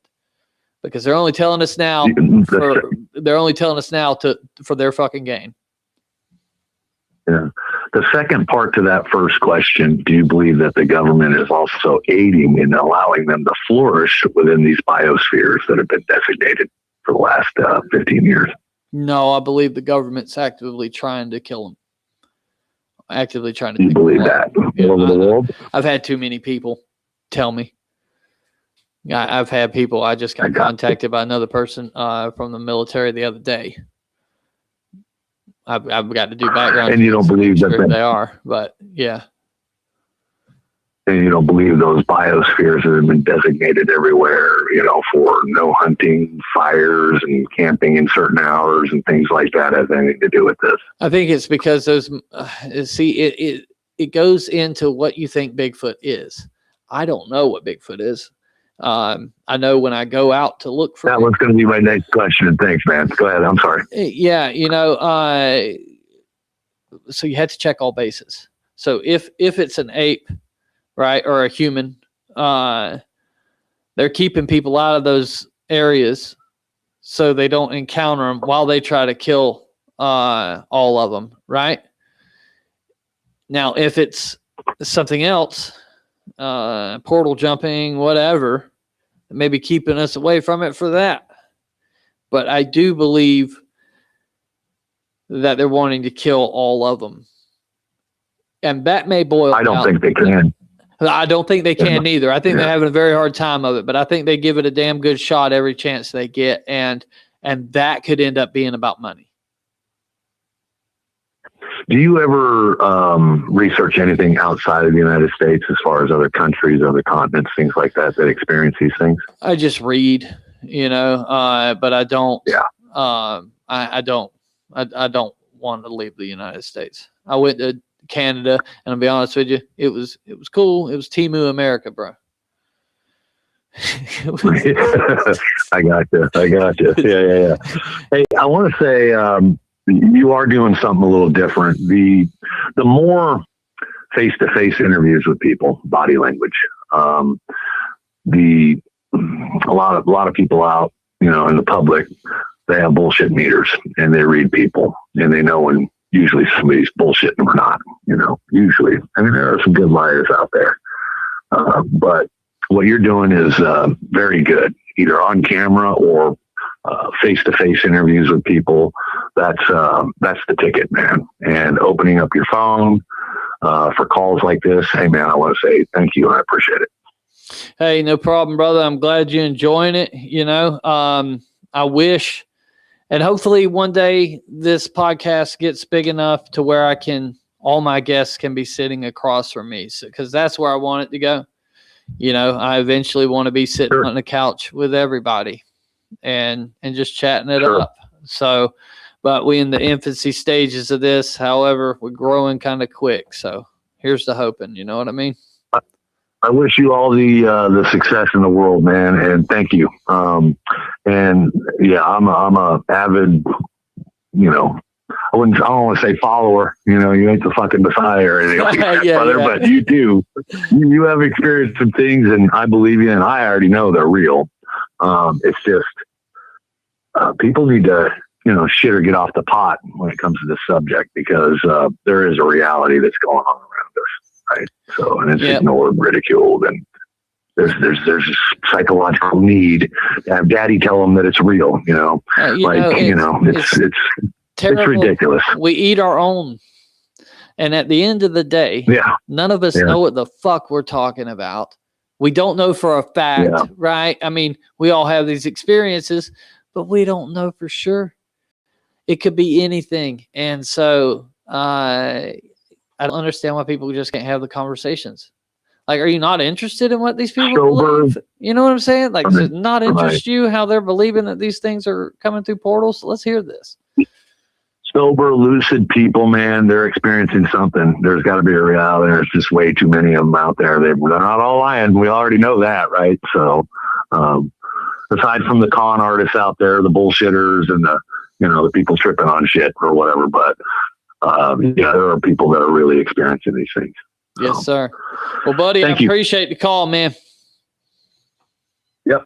Thanks for answering those questions, man. All right, no problem, buddy. You have a good day.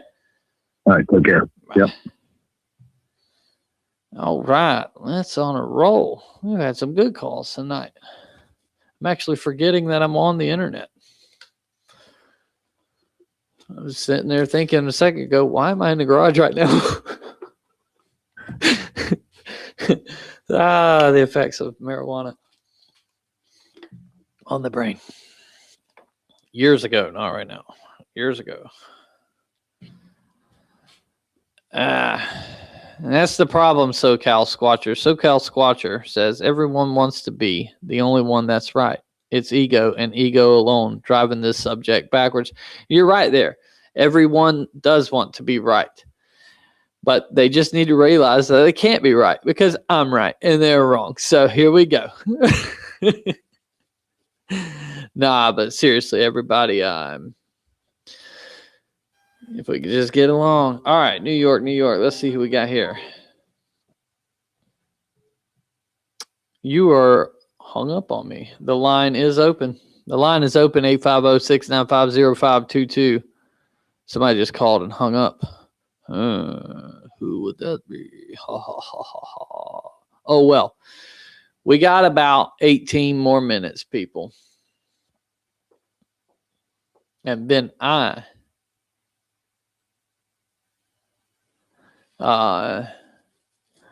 probably not going to go to bed. Okay, here we go. Let's see who this is. You're on the Bigfoot Underground. Hey, Stacy, this is Rhonda. How you doing? I'm doing good. I had a thought earlier that's kind of similar to what the first caller, I think it was Brian, was talking about as far as conferences. Mm-hmm. And I really wish that you or somebody, and maybe somebody already does this, I don't know, but I think somebody needs to do some kind of training course for people that want to go out into the woods and like these people that have never been out of the city before, and they don't know what a fox sounds like. They don't know what a running deer, how terrifying that can sound when a deer is breathing heavy and snorting. And they don't know like how much noise one single little squirrel can make running through some dry leaves. Right. Just getting people outdoors, they want to go out and hoop and holler, and they have no idea what they're doing or what they're hearing. Well, somebody one day is going to start a nonprofit, and it will be based around Bigfooting, and the goal will be to get inner city kids that live on the concrete, out to the woods for a weekend of camping and telling spooky Bigfoot stories, and then sending them home with all the stuff they got when they got there. So when they get there, their tents are there, their coolers are there, they have chairs, they have everything, and sending them all home with it. And you also send them home with a love for the outdoors. And I think that would be the best way to train these people. You know what I mean? Like, get them when they're young, get them out, get them loving it. The problem is we're all battling with screens. You know, everybody's got to watch somebody else live their life online. And, you know, it's the children need to get out more. They never have these kind of programs, or at least if they did, I never heard about them. You know, hopefully somebody else out there has figured all this out. But I do agree, you know, and that's why I tell people the best kind of way to get it is just to get out there. And start, but don't go alone, especially if you're from the city. Don't go alone. If you're from Ohio and you run a podcast called From the Shadows, don't even go in the damn woods. Just stay at home. You know what I'm saying? I guess I was lucky in that respect. I mean, I grew up in the suburbs, but I was in 4-H, and every year we went to 4-H camp out in the middle of nowhere. They taught me how to shoot a gun. They taught me how to do archery. You know, they taught me how to start a fire. So many different things that I was able to learn through that. Yeah. And it just amazes me sometimes, the people I watch that go out into the woods. And there was this one girl I was watching the other night. I'm not going to say who she was, but she was a total idiot. She was convinced that she was hearing tree knocks, and it was a damn woodpecker. That'll get you. And you know, I've heard people say, "Oh, I heard a whoop, I heard a scream," and it's a barred owl. And if somebody that's never heard a barred owl before, they sound terrifying. Oh, hey, okay. So I'm glad you said this, because I spent a lot of time in the woods throughout my life. Right, live in the damn woods. We were in Canada, and the owls went off. And then there was this laughter in the middle of it. It scared the shit out of everyone.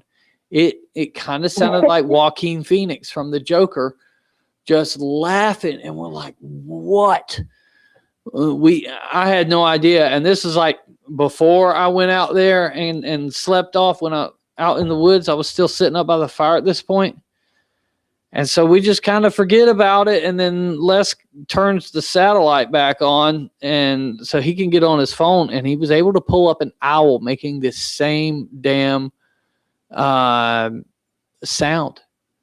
And I've been in the woods. I'm 42 years old. I've spent about 35 years in and out of the woods.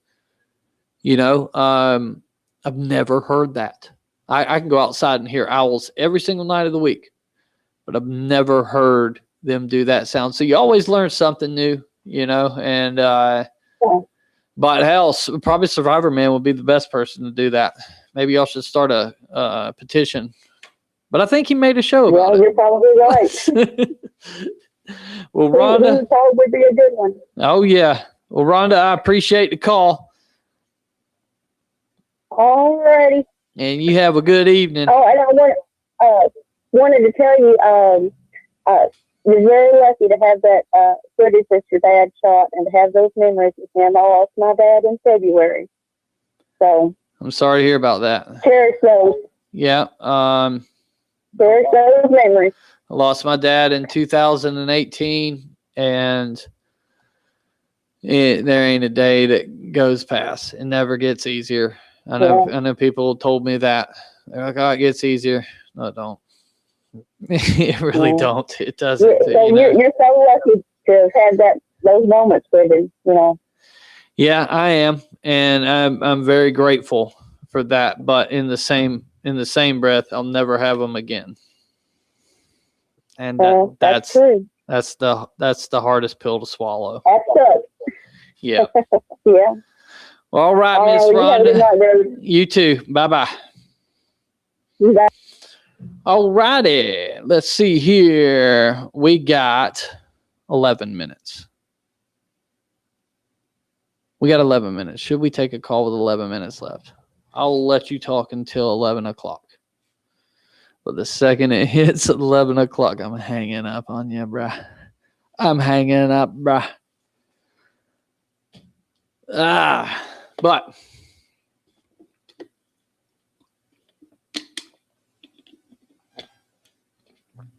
let's try New York again. Maybe they don't hang up. You're on the Bigfoot Underground. Hello. Hello. Hello. What's going on, man?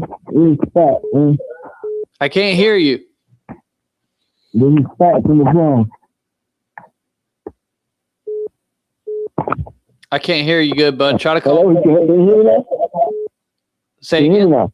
Yeah, I can hear you now. Can you hear me now? Yep. Hey, what's going on, man? How you I just doing? wanted to tell you, man, I'm all right, man. But about my encounter, man, that was when I was incarcerated.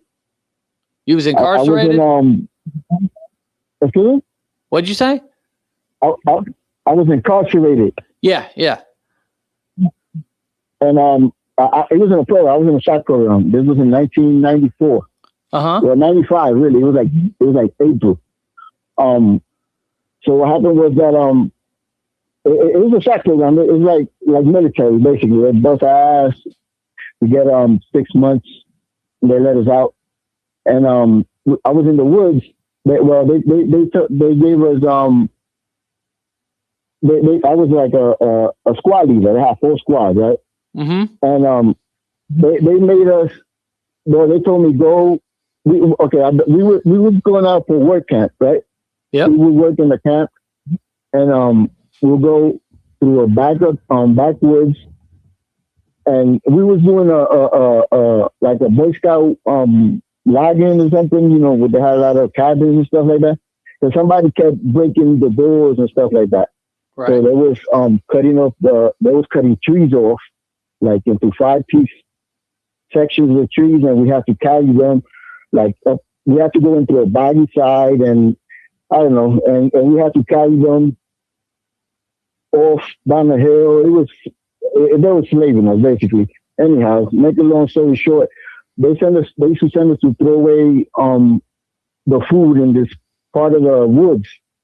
We was there for like a week. And it was 4 of us. And I remember I was with this black guy, and he went to take a piss because they gave us smoke break. So when he was back there, they used to go smoke. I used to not smoke. So they told my friends, he went to, and he tells me, that looked like an officer. Like, it was a lot to because we used to have to they used to make us do stuff, and there was this officer. He was like 6 something, probably 6'9", and he used to make us what you call it. He had a lot for. He was an officer for a different squadron, basically. Right. So I'm trying to remember. Okay, he was so we thought the other squad was over there. So the guy said, that guy was where he said, that's the officer over there. He's hiding, basically. He said, that's the officer over there. If he's hiding, he got a mask on. He's trying to get us, basically. And he was squatting. The dude was squatting, but I thought it was a homeless dude. He looked like a oh man, you know the people from oh my god, man, I can't even describe it. Oh my god, the people from the island that are still oh my god. So the guy was squatting. You thought it was a homeless guy. Huh? Yeah, I thought it was the homeless guy at first. Okay, what happened next? He looked like you know the people from oh my God, what's that? It's a small island. What is it? Oh my God. Anyway, the guy was squatting. Okay. Where it was, it was squatting behind a tree, and he looked like a friend of mine. He said, look at the officer. He's hiding behind the tree, and he got a mask on because I guess he saw it walking or whatever, and it was behind a tree, and it was like 30 yards, I could say. So I'm looking, and I go up to the other friend of mine. Well, not a friend of mine, another guy that was there. His name was Jim, the white guy. And I go to tell the white guy, Jim, does that look like whatever, the officer or whatever? And I saw Jim open up his eyes. There was another friend of mine who's coming. He said, no, that's not him. I mean, it can be him because it looked like he had a ghillie. He thought he had a ghillie suit on. It was like April. It was April. It was still snow on the ground. And the dude was squatting. I didn't see when he got up, but the reaction on my friend's face, he like his eyes open so wide. He turned around and he said the guy, whatever it was, got up and turned around. And when I was telling Jim, basically, I'm sorry, I'm trying to remember everything. But he was telling Jim, I was telling Jim, does that look like the officer? And Jim said, no. And I remember the guy's name was Quezar. Quezar opened up his eyes so big. But by the time I looked back, this thing was gone. Whatever it was gone. It looked like, yeah. What year was this? This is 90, like April 94, I think it was, something like that. Where about? Where was it at? Like where was that? Yeah, what state were y'all in? It was New York. It was it was New York. It was like Mariah County is the name of the Mariah County. Well, the guy we had on earlier tonight, I don't know if you watched the show or not, but yeah, he's from Western New York, and he had some good stuff going on. Yeah, I saw the show. Okay, the guy looked like Papua New Guinea, the people in Papua New Guinea. Ah, yes. One of them tribal people. Yeah, it looked like something like Papua New Guinea, but like with a Hawaiian face, also like have hair like from the middle of his nose down. But it looked like a homeless guy. I thought it was a homeless guy. Right. But it was that there was we went there to fix. They was cutting the woods. I don't know, whatever it was. They was vandalizing the cabin. It was a cabin like for Boy Scouts or whatever, and it had been vandalized or whatever. The thing was that we had left and we came back and we had stocked up this big sections of woods that they had cut, like in 5 foot pieces. And when we came back the next day, there was like up a hill. When we came back, they was all down the hill, like somebody threw them down the hill, and they blamed us like we never did our, the work or whatever. So we had to restack all those logs or whatever it was. It was just weird. Well, brother, we are out of time, man. We are live every Wednesday. If you want to call back, and I wish we had more time, we could talk about it, but we have run out. So if you want, call me back next week. Yeah, listen, I'll get my story together. I'm trying to go too fast and you're going crazy. What's that? No, I said I'll call back because I'm talking too fast and I'm confusing myself, going crazy. Oh, it's all good, brother. It's all good. But yeah, man, I'm sorry. We out of time, and call back. No problem. I'll call you next week. Yeah, definitely. All right, buddy. Bye-bye. Yeah. He commented on one of these videos one time saying he had an encounter while he was incarcerated. I remember him now, and I wanted to hear it. And he told us he was going to call one night, and he finally did, and we're just out of time. So, but anyways, I do appreciate everybody who stopped in tonight to listen to the show this Friday night. Once again, we got Robert from Cabin in the Woods coming on at 8 p.m. after the show airs.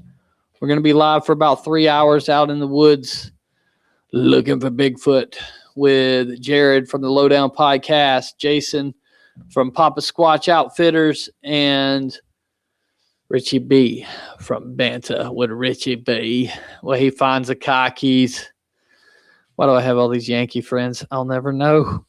I'll never know. Anyways, everybody, till next time, stay safe and stay squatchy.